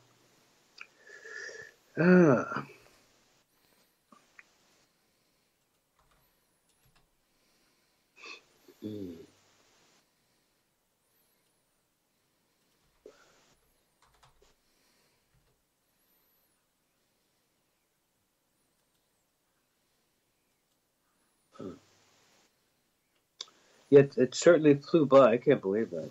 Oh, always does, my friend. Always does. Mm.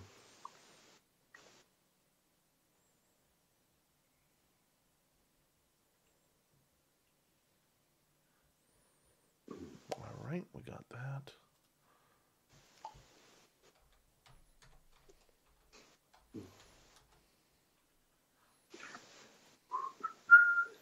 It's been a good show, man. Thank you for doing this. Yeah, I'm glad to be on, Dave. Mm-hmm.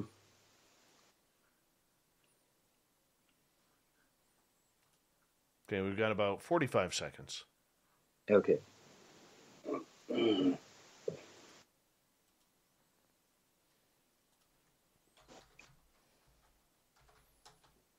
right. Big thank you once again to Wagon Breath, John, and Shar for the awesome super chats for tonight, supporting our show. Thank you to all of our new subscribers as we encroach on, I think we only need like 24 until we hit 11,000 subscribers. And thank you so much to everybody who's given us a thumbs up and down tonight. We really do appreciate it. And we'll get back to the show here momentarily. So just sit tight, 5 seconds.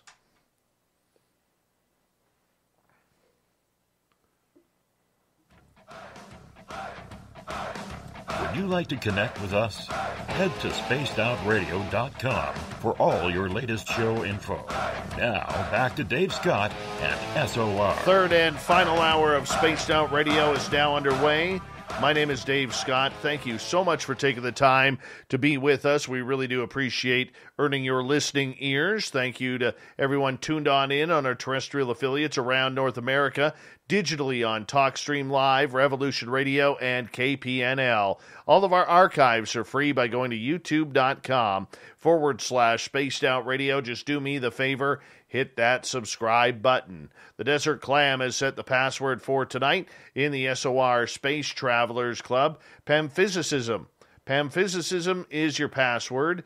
Use it wisely, Space Travelers, as the Clam sets the password each and every night right here on Spaced Out Radio. Our website is spacedoutradio.com, where we have a plethora of features for you, including rocking out to Bumblefoot and reading up on Captain Shirk's SOR Newswire. Follow us on Twitter at Spaced Out Radio and on Instagram at Spaced Out Radio Show. For the final time tonight, we introduce Eugene Braxton, his website, eugenebraxton.com. He's got a great book out, which I'm sure you would enjoy, called America's Mystic Solves Near-Death Riddle. Eugene, welcome back.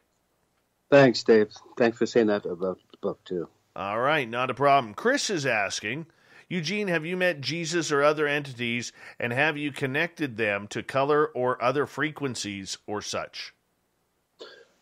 The near-death scientist asked if the person doing the life review was God, Jesus, or some other entity. I've never met any kind of person or authority figure in that way, like Jesus. But there were super high spiritual dreams where you knew you were in the presence of a Christ or God-like figure. And I have learned things from hooded figures, which could be anything. But the only one who I could say that I've had any kind of contact with would be God, and that was during the near-death, and my spirit merged and melded with his essence. they coalesce together. But as far as the other ones, no. It was an interesting thing in the near death, because I was, a normal high school athlete, and I wasn't into any kind of deep religious studies. We went to the youth group things because we could we could party, and it was a place to get away. Weekend retreat, we go party down, but wasn't into like the religious thing. But when I levitated in front of God after the judgment, and he came to me, I rose up in the air as he came to me. The hands were outstretched like a person would be on the cross. That was interesting too. But God was the only one who I could say I ever met or had any kind of supreme interaction with. For you, what's the ultimate goal in learning about the near-death riddle? Have you solved it? I think I've solved it more than any other researchers have, only because I worked with two of the world authorities, Dr. Atwater and Dr. Greyson. Those two combined almost are near-death themselves. And Moody was good, and so was Dr. Ring. Ring was more accurate in some ways than he realized, but Greyson and Atwater were the foundations for it. He did it the lab coat scientific way, and she did it the experiential experiencer / scientist. She then became a research scientist after becoming a super experiencer. So both was good. He was like the old guard, she was the new guard, and they worked together. And between them two, you have a lot of stuff. So I worked with both of them, one at a time, and they both liked and approved of what I was doing. And it was really important that PMH liked it, and she did. Mm-hmm. Dr. J, I saw some things in the near-death research that I needed to ask a real UFO expert about. And luckily, as fate would have it, Dr. Jacobs worked not only in the same city, but the same campus where I was working. So a lot of times God will strike a person's life, but they don't recognize it. They send them a sailboat, and the guy says, "No, I'm waiting for God." It's another sailboat. And then, I sent you 7 sail. So things happen in our lives that are just perfectly there, and it's not fate. It was meant to happen, or it was supposed to happen, you get what you believe in. No, I can see that, and I can appreciate that. But right before the break, we were talking a little bit about ghosts. What about shadow people or shadow animals? They always seem to have a tinge of nefariousness to them. We don't know if they're evil. We don't know really what they are. What do you think of shadow beings? I used to hear about those, and then in 2013, I started seeing them. And I was watching cable TV, and I saw something running along the baseboard of my wall. I saw a man, and I could see his feet running, And when I turned my head and looked, he disappeared into the air. So I said, let me, and I was fully partying. I said, let me pretend to watch the rest of this horror movie. And if I see him out of the peripheral, I won't look, I'll just watch peripherally. And he continued on where he disappeared, and then turned the corner, and then ran down the baseboard. And I looked straight and saw him. But, and then after that, I started seeing them. And you catch them at the corner of your eye. If you turn your head physically, they just blink away right before you turn. But you've seen them, because our eyes are the perfect. You can't make a camera as good as our eyes. And when we see something, or we think we see something, more than half the time you probably did. Even if it's just a piece of a thing in your eye. But the eyes really never lie. And the more you use them, because I'm an officer, artist, athlete, a writer, I use my eyes, a film director, I use my eyes fully. And there's different ways you can look at things, but your eyes, when you see something. So I've seen these things, and I don't know what they are, but they can disappear at will. They're super fast. But they exist, yeah. I've seen them. Where do you think they come from? it seems like they're coming from another. They're either coming from another dimension or they're letting us temporarily see them. You know, I think there are a lot of entities that would like to materialize into this world, and as that veil thins, that cloaks our world from the second heaven, more and more of those things will be seen. You know, in fact, that CERN project was supposed to rip a hole into the ionosphere and let those things come in, or, you know, not be able to stop them from coming in. But you can tell the way people are acting. It's not a 5G thing. It's people are becoming worse than they've ever been. It's happening fast, like in the last 15 or 20 years. It's just like, and that's why it's good to turn off from the news. We haven't had a TV like 6 years, but you can't help seeing it like on YouTube and stuff.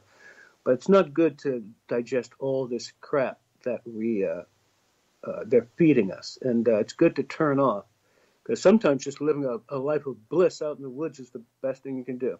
And, you know, just because it's nothing, but if you tune into this madness of what's really happening, it's crazy. It's insane. So you need something outside of yourself and inside of yourself to really hold on to, you know. Definitely. Speaking of the dimensions, do you believe that we are living in different dimensions, that there are other people like you and me that are living in other dimensions that maybe have different careers, different lifestyles, different beliefs, all at the same time? Well, the dreams could be almost similar to that. Like, I think that because when you can go to sleep, have a dream, and wake up, and then depending on when you go back to sleep, you can go back right into that dream and continue on with the dream, catch up with him in his activity. And especially anytime you wake up in the middle of the night and then you go back to sleep a few minutes later, that's the perfect time to have an out-of-body or to have a clearly remembered dream, because you've already built up enough energy through that period of sleep to be awake enough to recall the dream, but yet still tired enough to go back to sleep. So anytime you wake up in the middle of the night, when you go to sleep, do a few breathings, 8 to 12, and then see what happens. And do that every night for a month. See what happens in your dream life. And there's certain times in periods of time at the day and night when you go to sleep, you're way more likely to have a dream that you remember than the other times. But was that the original question that you had, Dave? Well, I mean, you know, there are a lot of people who believe there is some sort of parallel dimensions and that there's numerous ones of us. So, for instance, I could be living on another 40, 50 different timelines or dimensions as we speak. And, you know, in certain timelines, maybe I die at a young age, maybe I die at an old age, maybe I just, you know, continue on forever. I don't know. But I know science is looking into this about the possibility of simultaneous timelines and dimensions going on at the same time. Because of what, of things like dreams and deja vu, I think that could be. I don't know how many different existences we might have, but definitely there's a life going on in our dreams that stops for us remembering it when we wake up, but it still continues on the dream. Because when you wake up, go to work, and then come back and go to sleep at night, you're literally catching up on the dream that you had the previous night, except there's just a blank because you were awake. But if because excessive sleeping or excessive insomnia produces some interesting dreams, and that's one of the best ways. You want to get into dreams, oversleep or undersleep, and your dream life will really waken up. But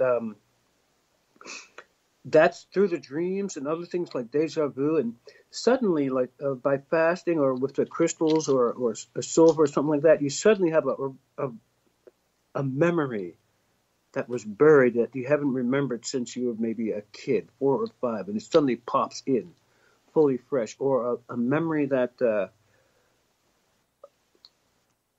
of a life that you never had, but you just remember. It's interesting. I could see that being possible.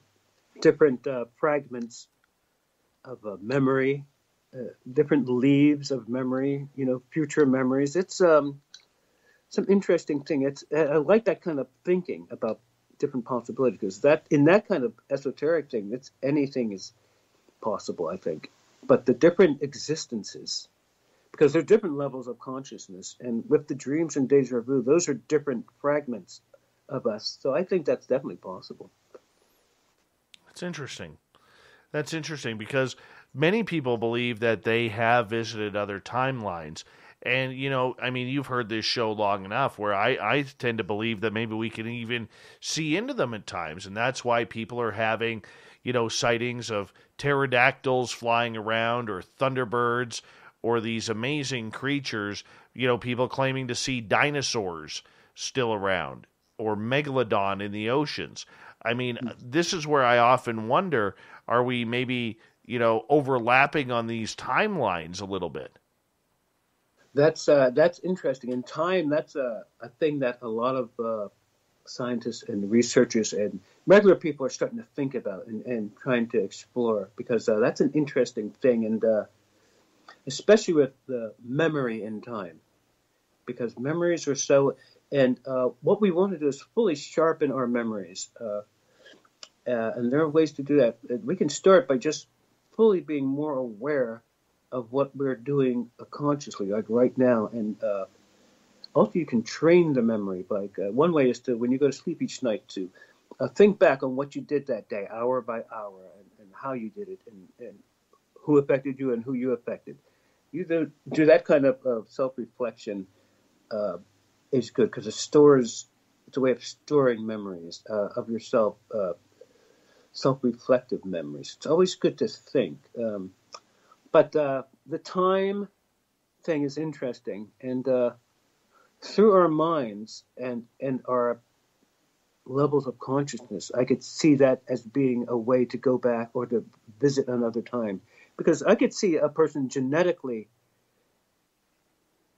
going back in time and reliving something through the genetics of one of his family members. He might, like a genetic memory. And who knows how powerful or strong, or a future memory where he goes ahead and sees himself in time. And that's where the remote viewing helps with that too. So what is time? Time is really a measurement of distance. That's how they call it. It is kind of a measurement of distance, how long it takes to get from one place to the other. But when time and space interlap or intersect, then a whole new thing happens, and a third element comes in. And that's when time and space interlap, thought also is there. And just like to say, time is motion and motion is thought. And as a unity, they're two polar opposites, or with almost seemingly two polar opposites. But when you have time and space, and then you add the third thing, thought, like here's a quote. Whenever there is a change in your levels of consciousness, there's also a change in the physiology of your invisible spirit body. And at the same time, acting as a triad, there's also a dimensional change in space and time. So whenever you have a change in your conscious awareness, there's also a change, and this is in spirit body form. There's also, whenever you change your conscious awareness, the physiology of your spirit body will deviate in an orderly way, backwards and forwards. And at the same time, acting as a triad, because when those two things are enacted, time and space is then controlled. You can go to where you need to go by changing your level of consciousness or your conscious intent or focus. When your focus is changed, your body changes it. And so it's thought, level of consciousness, and physiology. So the level of consciousness and physiology change at the same time. And those two changes bring the third change, location. So that's where a person can automatically appear somewhere else at a split second. So it begins with thought, the bodily changes, and I have this all in the book. The body changes with thought, and then when thought and body changes, time and motion, then the dimensional location changes. So yeah, whenever there's a change in the level of consciousness, there's also a change in your invisible spirit body. That's the body you travel with dimensionally. Oh, sorry. And at the same time, acting as a triad, there's also a change in time. So it's an intersection. Mm-hmm. We've got about 4 minutes left with you tonight, Eugene, and I want to continue on here. With time, we all live by it, whether it's getting up in the morning, whether it's going to work, putting in an 8, 9, 10-hour shift, whether it's watching the football game, everything is timed. So is time as relevant and as important as we make it, or is it just an illusion?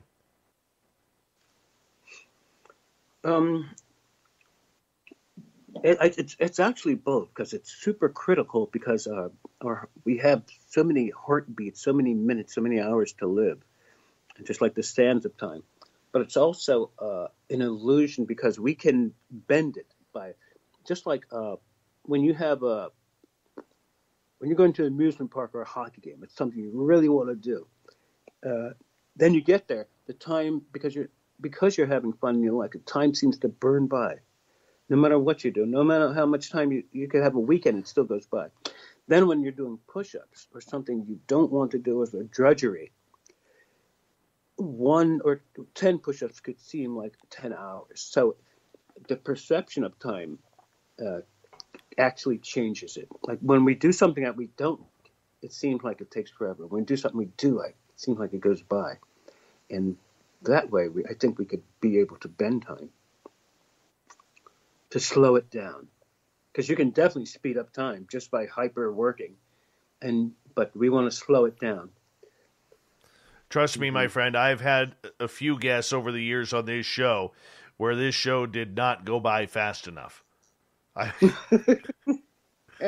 can honestly say that. And then there's others like tonight that in the blink of an eye, it seems to be over.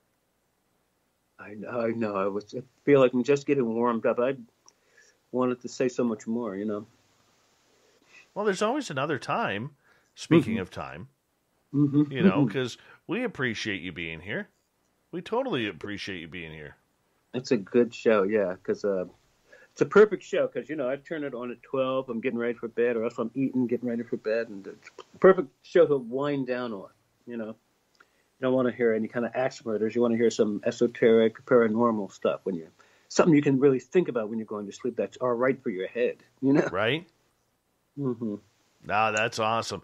Eugene, we only got about 90 seconds. I would love for people to know where they can find your book, your information, how they can get a hold of you in case they have questions. Okay. Yeah. To get the book, if you live in the States, it's easiest to go right to my website. It's on Wix.com. I think the link is in the captions. To contact me, you can go to Facebook. It's a good place. Facebook, or email me. I think my email is down there. Twitter, you can catch me there. Instagram, I guess you can catch me there. But Facebook, or my website. But if you're outside of the States, probably you better get it from Amazon. In the States, get it from my website. Mm. EugeneBraxton.com. That's BRAXTON.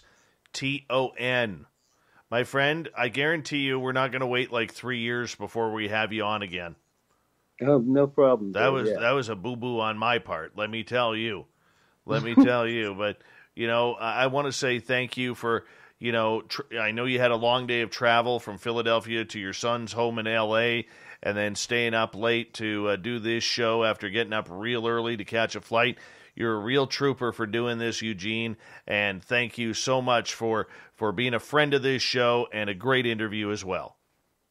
And no problem, Dave. Yeah, thank you for having me. It's a pleasure to be on your show. And you have a good show, too. It's going to keep going. Yeah.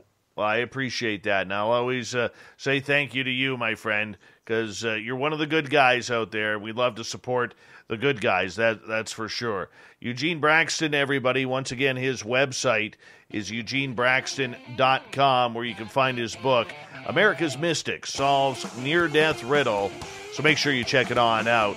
Coming up next, we have the SOR Newswire, and we have the Thought of the Dave. Stay tuned. Spaced Out Radio continues right after this.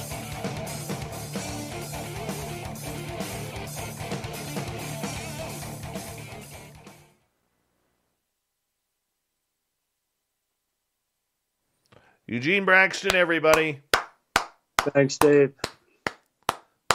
Some good clapping in there for you, bud. Lots of cheering for you in the chat room. Oh, good. Yeah, they're pretty cool. Yeah, I've made some good friends there. Yeah, man. How long are you in L.A. for? A week, yeah. Son had to do some business, so he's here for a week, too. Mm-hmm. Oh, very cool. Yeah. Very yeah, cool. Nice. Excellent. Well, you enjoy your vacation because it's well-deserved.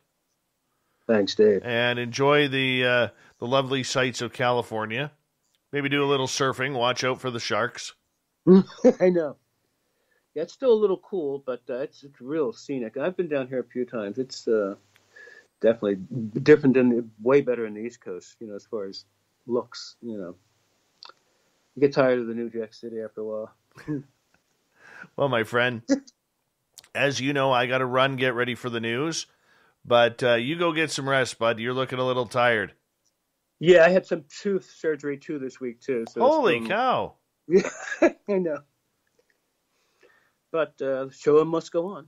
Mm-hmm. You got that right. Well, I appreciate you. Much love, my brother. You take care, and we'll see you soon, okay? All right, thanks for having me, Dave. All right, thank you for coming on. Good night. Yeah. Thanks, Dave. Good night. Love my Eugene Braxton, everyone.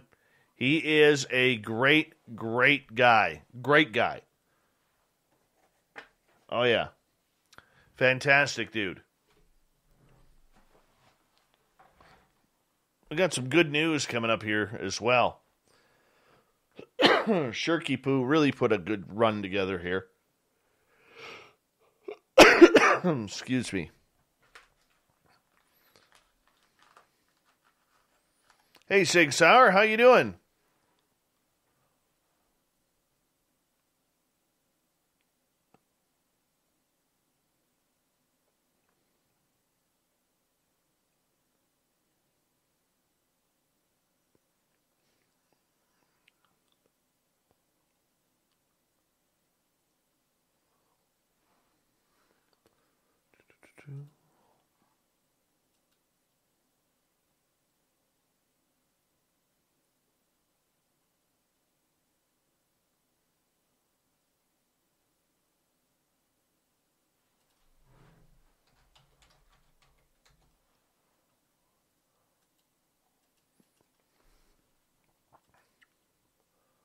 Do.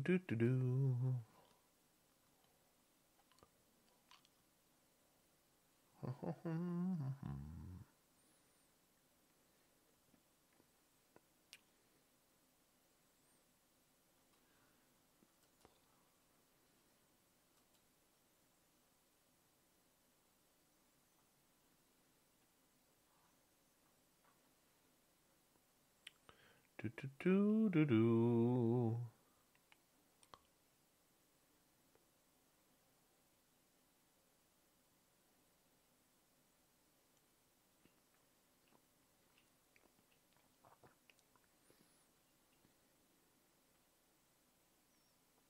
We have just under 2 minutes.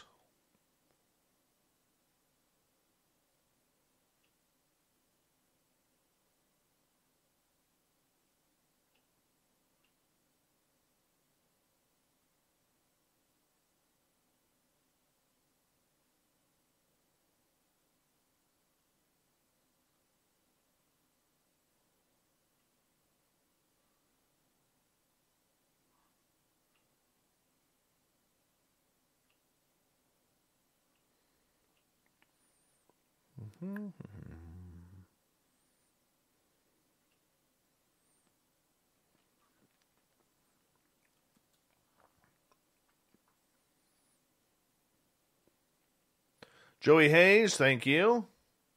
Appreciate you tuning in.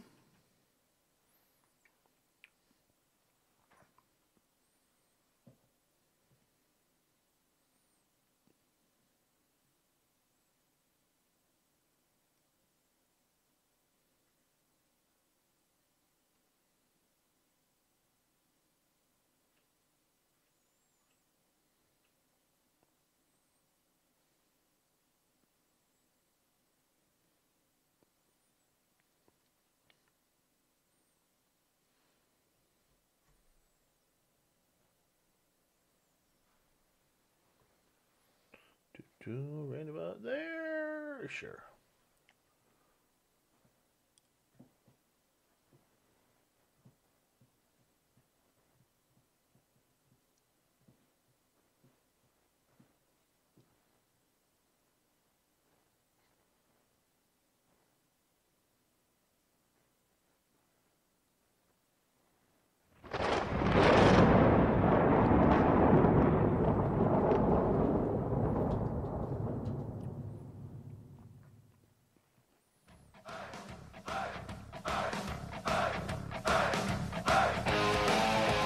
We've rounded third. We're heading for home tonight on Spaced Out Radio. My name is Dave Scott. Thank you so much for joining us. We really do appreciate earning your listening ears. We want to remind you that if you missed most of this show or others, check out our free archives by going to youtube.com/Spaced Out Radio. Do me the favor, hit that subscribe button. Our website is spacedoutradio.com, where we have a plethora of features for you, including rocking out to Bumblefoot and reading up on Captain Shirk's SOR Newswire. Follow us on Twitter at Spaced Out Radio and on Instagram at Spaced Out Radio Show. Speaking of the news,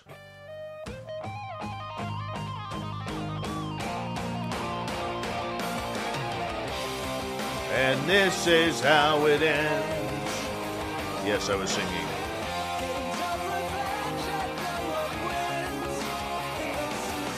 The news is always changing, which is why we bring you the SOR Newswire at the back end of every show, where we get to the weird, the strange, the wacky, and sometimes the breaking UFO stories. Oh my goodness, we got breaking news in UFOs.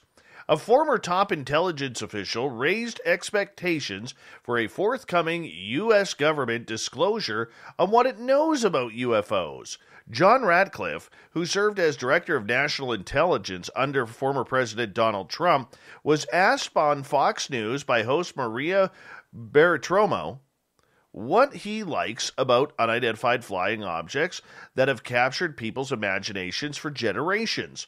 After saying that there have been sightings all around the world, Ratcliffe insisted that the reports of unidentified aerial phenomena already in the public eye are only part of the bigger picture.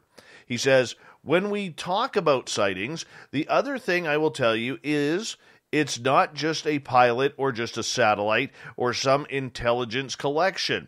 Usually we have multiple sensors that are picking up these things, and some of these are unexplained phenomena.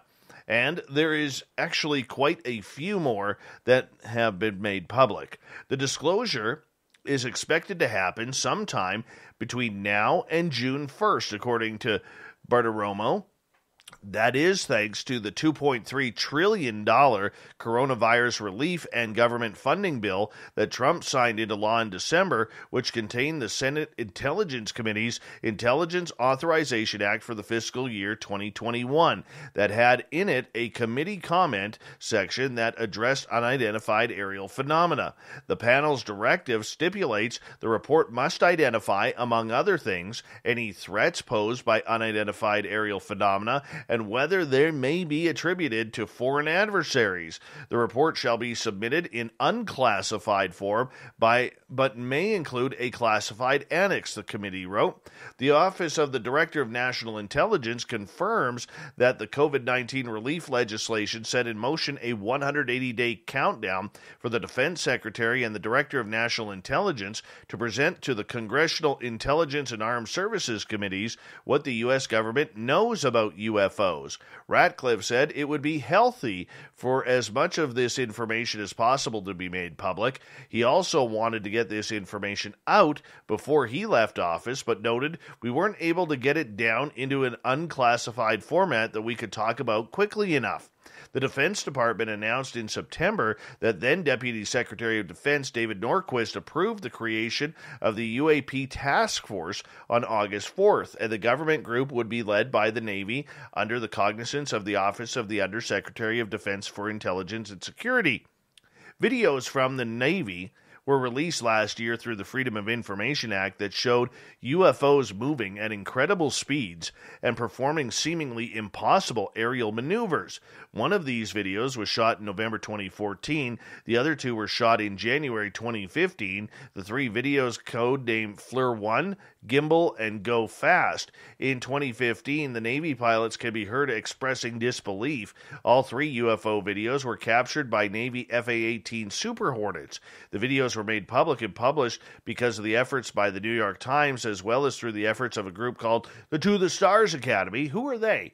Who are they? Does anybody even know anymore? Ratcliffe is the only former member of the U.S. intelligence community to speak out about UFOs in recent months. Former CIA Director John Brennan said on a podcast with U.S. economist Tyler Cowen in December that the videos from the Navy pilots are quite eyebrow-raising when you look at them. Brennan also said that he thinks some of these phenomena we're going to be seeing continues to be unexplained and might, in fact, be some type of phenomena that is the result of something that we don't yet understand and that could involve some type of activity that some may say constitutes a different form of life. Let's face it, they got aliens. Let's just say it. It rolls off the tongue just nicely, beautifully. We got aliens. This is why you need to get one of our You Got Aliens t-shirts. Seriously. Everybody's got aliens. Government's got aliens. You got aliens. Even people in San Antonio have aliens, even though they don't admit it. But let's just call it what it is. It's aliens. Does anyone have the self-control to actually resist those shelves full of impulse purchase snacks at most checkouts? Put your hand up. I do. I try really hard. Because Mars Wrigley now is stepping up the robot game, and their new autonomous robot will roam stores and tempt shoppers long before they hit the checkout.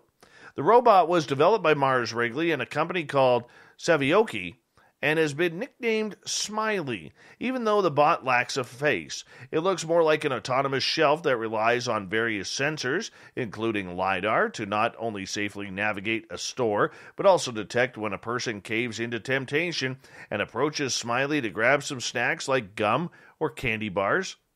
Oh yeah, you call them candy bars down there. Chocolate bars is what they're called up here. Chocolate bars. At which point, it will stop until the shopper walks away. The robot is currently undergoing testing at a ShopRite in Monroe, New York, which has recently been renovated with wider aisles to make it the perfect testing environment for autonomous shopping assistants like this and hands-free grocery carts. Smiley isn't about just pushing more product, though. It hosts of sensors are also collect data on shopper interactions, including how they move about the store. Imagine it as an alternative to someone with a clipboard walking around the store all day, taking notes on how people move about, but successfully selling more candy while it does its job. That's a win-win for the store and for Mars Wrigley, although it does paint a concerning picture of what the future of brick-and-mortar shopping might be like. If this idea catches on, every company that sells products through grocery and convenience stores is going to want their items to be more mobile and able to follow a shopper. Great. Now we have candy stalkers in the grocery store. They're not bringing you celery or eggs or pasta or vitamins. Nope. We're going to get fatter because of this robot. We're all going to get fatter because of this robot. I don't need any more fat. I'm fat enough. Oh my gosh. All right, moving on. The Burmese python, green iguana, and lionfish are by now well-known invasive species that have established a dangerous foothold in Florida. But now, there's a new predator that's invasive and emerged in the state, the arapaima, A monster fish that can grow up to 10 feet, weigh up to a couple 100 pounds. A dead one recently washed ashore in Cape Coral's J.C. Park, which runs around Lake Okeechobee, west of the Gulf of Mexico. Now, the arampayam is literally native to the Amazon River in South America and is one of the world's largest predatory fish. Its scales are said to be as impenetrable as armor. I think it's kind of cool, said Captain Josh Constantine, who's been fishing the waters near the Caloosahatchee River for more than 20 years. And he's been a guide for this business, which is the Caloosahatchee Cowboys Charters, for more than a decade. Now, Constantine said the arampayam may have been the closest thing to a tarpon, which is big, athletic fish native to Florida waters. Oh, I want to fish for one of those. And a popular species for game fishermen. And that's why I want to go to Florida. Even though I'll have to go on a boat, I'm okay with that. I want to get one of these things. Like tarpon, arampayam, arapaima, are capable of jumping out of the water for food, and their prey include small mammals, lizards, birds, and other fish. But Constantine is also aware of the reality of the arampaima's appearance in Florida, which was confirmed by Florida Fish and Wildlife Conservation Commission. I can't imagine it's good for our ecosystem. And he's right. The arampaima, because of its varied and voracious appetite, is a threat to native Florida life. It is also capable of producing hundreds of thousands of eggs during its lifetime, but that's apparently hasn't happened here yet. There is no evidence that arampaima have reproduced in the wilds of Florida. John Cassani, head of the Calusa Waterkeeper, a nonprofit group dedicated to protecting waterways and in the region, agreed, writing an email that it would seem unlikely. Sightings are rare, and this may be a unique situation to the Caloosahatchee River. Oh my goodness. Now I want to go fishing there again. The existence of humanity is facing an unprecedented threat. In just a couple of decades, our ability to make babies could seriously be hindered. Why? Sperm counts in human males are falling drastically. Based on a study of 2017, human sperm counts have plummeted 59% between 1973 and 2011. If you look at the curve on sperm count and project it forward, which is always risky, it reaches zero in 2045, said the mentioned study's co-author Shanna Swan, an epidemiologist from the Mount Sinai Medical School. That means that in some 24 years, human males will become unable to produce viable sperm cells. We don't need to tell you that that's not good news for making new humans. That's a little concerning to say the least, said Swan, clearly aiming for the understatement of the year prize. Lower sperm counts are the only thing threatening the human production or reproduction. It also turns out that our penises are getting smaller. Yep. Apparently, Swan said that an increasing number of baby boys around the world are being born with shrunken dinkies. Apparently, it goes without saying that if the human penis shrinks to nothingness, it will be a problem for continuing the species. No kidding. In addition to disappearing dongs, the rate for erectile dysfunction are going up. At the same time, global fertility rate, that is, the number of births per woman, has crashed. In 2018, the rate stood at 2.4 babies per woman, compared that to 5.06 in 1964, and it's down by almost half. In some parts of the world, the average 20-something woman today is less fertile than her grandmother was at 35. Also, the distance between the anus and the beginning of the genitals, the taint, in other words, is getting shorter in males. We're not exactly sure how that works, but Swan says taint's length's importance for sexual reproduction has been recognized since 1920s. In a nutshell, or nutbag, humanity is collectively losing its ability to sex it up and make babies, a little concerning indeed. Of 5 possible criteria for what makes a species endangered, only one needs to be met. The current state of affairs for humans meets at least 3 of them, writes Swan. My goodness. Oh, we kind of got into a little bit of everything there. Seriously. It's terrible. Shrinking dongs, low sperm count, and the taint is shrinking as well. What the hell are us men supposed to do? What are we supposed to do? I don't get it. Somebody help me with this one. We're tainting the taint, apparently. Tainting the taint. I'm not giving Captain Shirk credit for finding that story. That's the one I found. Because it's, that's what I do. That's my story, not Captain Shirk's. I did that one, Captain. You could slap me on the wrist for after. Oh, and there she is messaging me. That's Merle. That's Merle. All right, no, I thought that would be Shirky Poo, but that's Merle. Let's continue on here. You would think Merle, who's been on this show, could actually realize, that instead of messaging me right now, that I'm actually doing the show. I could call him. Oh, well, let's move on. A dog owner has shared an adorable snap of his pooch after she got herself into a spot of bother and ended up looking like a bit of an astronaut. Jeb Banner from Indiana sent a photo of his dog Mila on Twitter, writing, "So this happened last night. Wind blew it off the lamppost in the backyard. Dog got curious, stuck its head inside the lampshade cover. I spotted her out my window, couldn't believe my eyes at first. She was perfectly still, just waiting for it to come off. The cute tweet has since gone viral, almost 120,000 likes. Why is that important? Why does every journalist out there feel that they need to write how many tweets it got, how many retweets, how it went viral? Who cares? It's a funny story. You can leave that part out. And as you can imagine, there were more than a few people who couldn't resist using Photoshop to take the something out of the poor pup. Yeah, one person shared that their dog looked like the eye in Pixar. That's kind of funny. Another person had the dog going through space. That was kind of cool. Yeah. So dog got its head stuck. It's out. The dog's safe. Nobody hurt. No puppy hurt. And everything is good. Well, let's see here. Let's go to another one. Now, I don't know if I agree with this one. A Kansas man who turned his love for his Kansas City Chiefs into a giant mural on the side of his house said the city has now ordered him to take it down.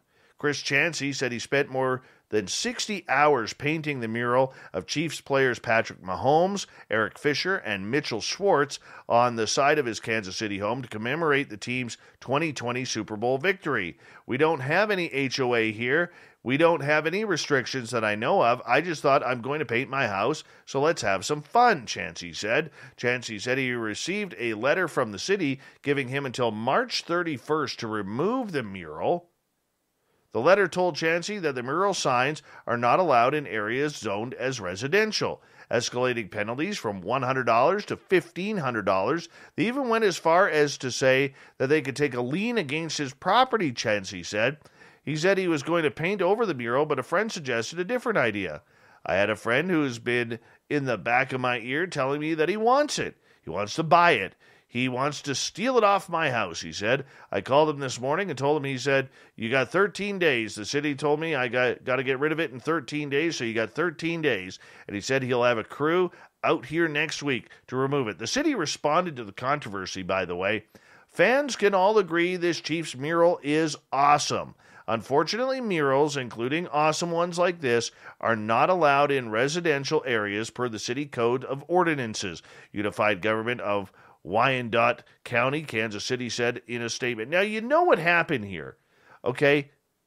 Some city bylaw enforcement officer who got really, really thug life, probably wears their hat backwards and crooked, and sitting high on the forehead, said, that's a rule breaker. We can't support our football team like that. No way, that's got to be removed. Therefore, went into the useless laws of the city and literally is breaking this guy's hearts. That's what happened here. Somebody went thug life. Guy's got to remove his mural, and penises are shrinking.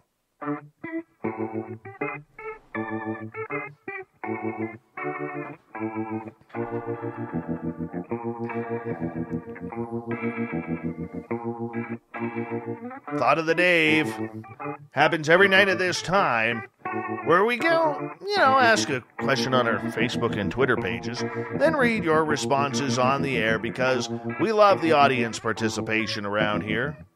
Today's Thought of the Dave is as follows.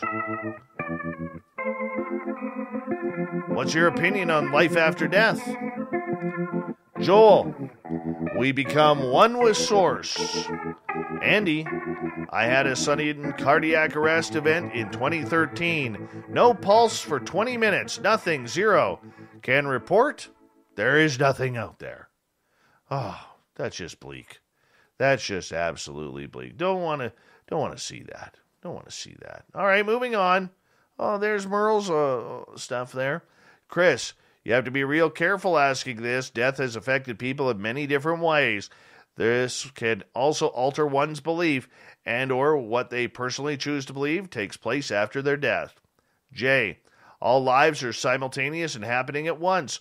We drift from body to body and think it's one life. Then we reincarnate and do the same across and connect with everyone's versions of that self, including sensing connections to other lives.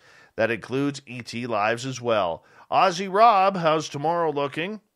You die, the body becomes a shell. The shell becomes a source of life for other critters.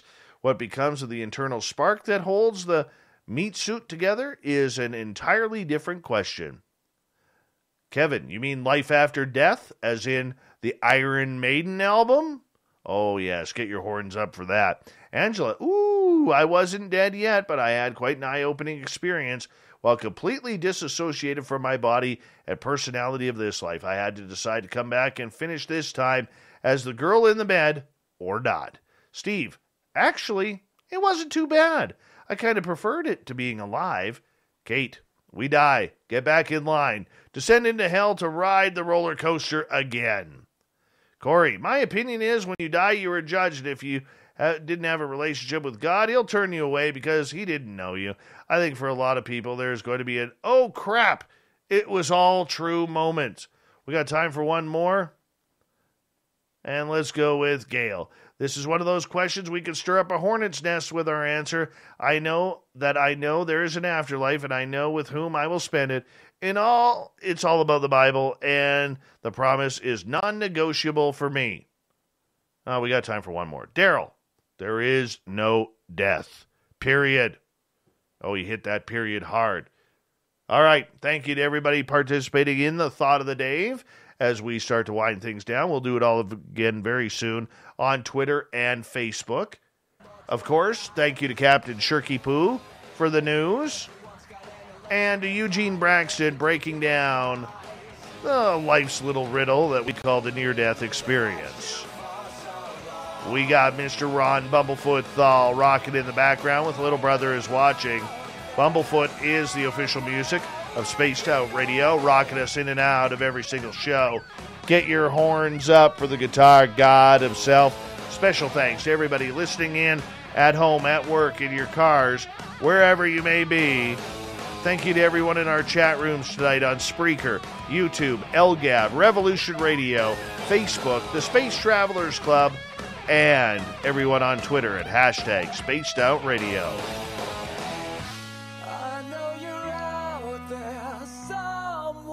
Remember, this show is copyright by Spaced Out Radio and SOR Media Ventures Limited. Thank you so much for choosing to share your evening with us, because together, my friends, we're watching. We own the night. Mr. Bumblefoot, we need a favor. We need you to take us home.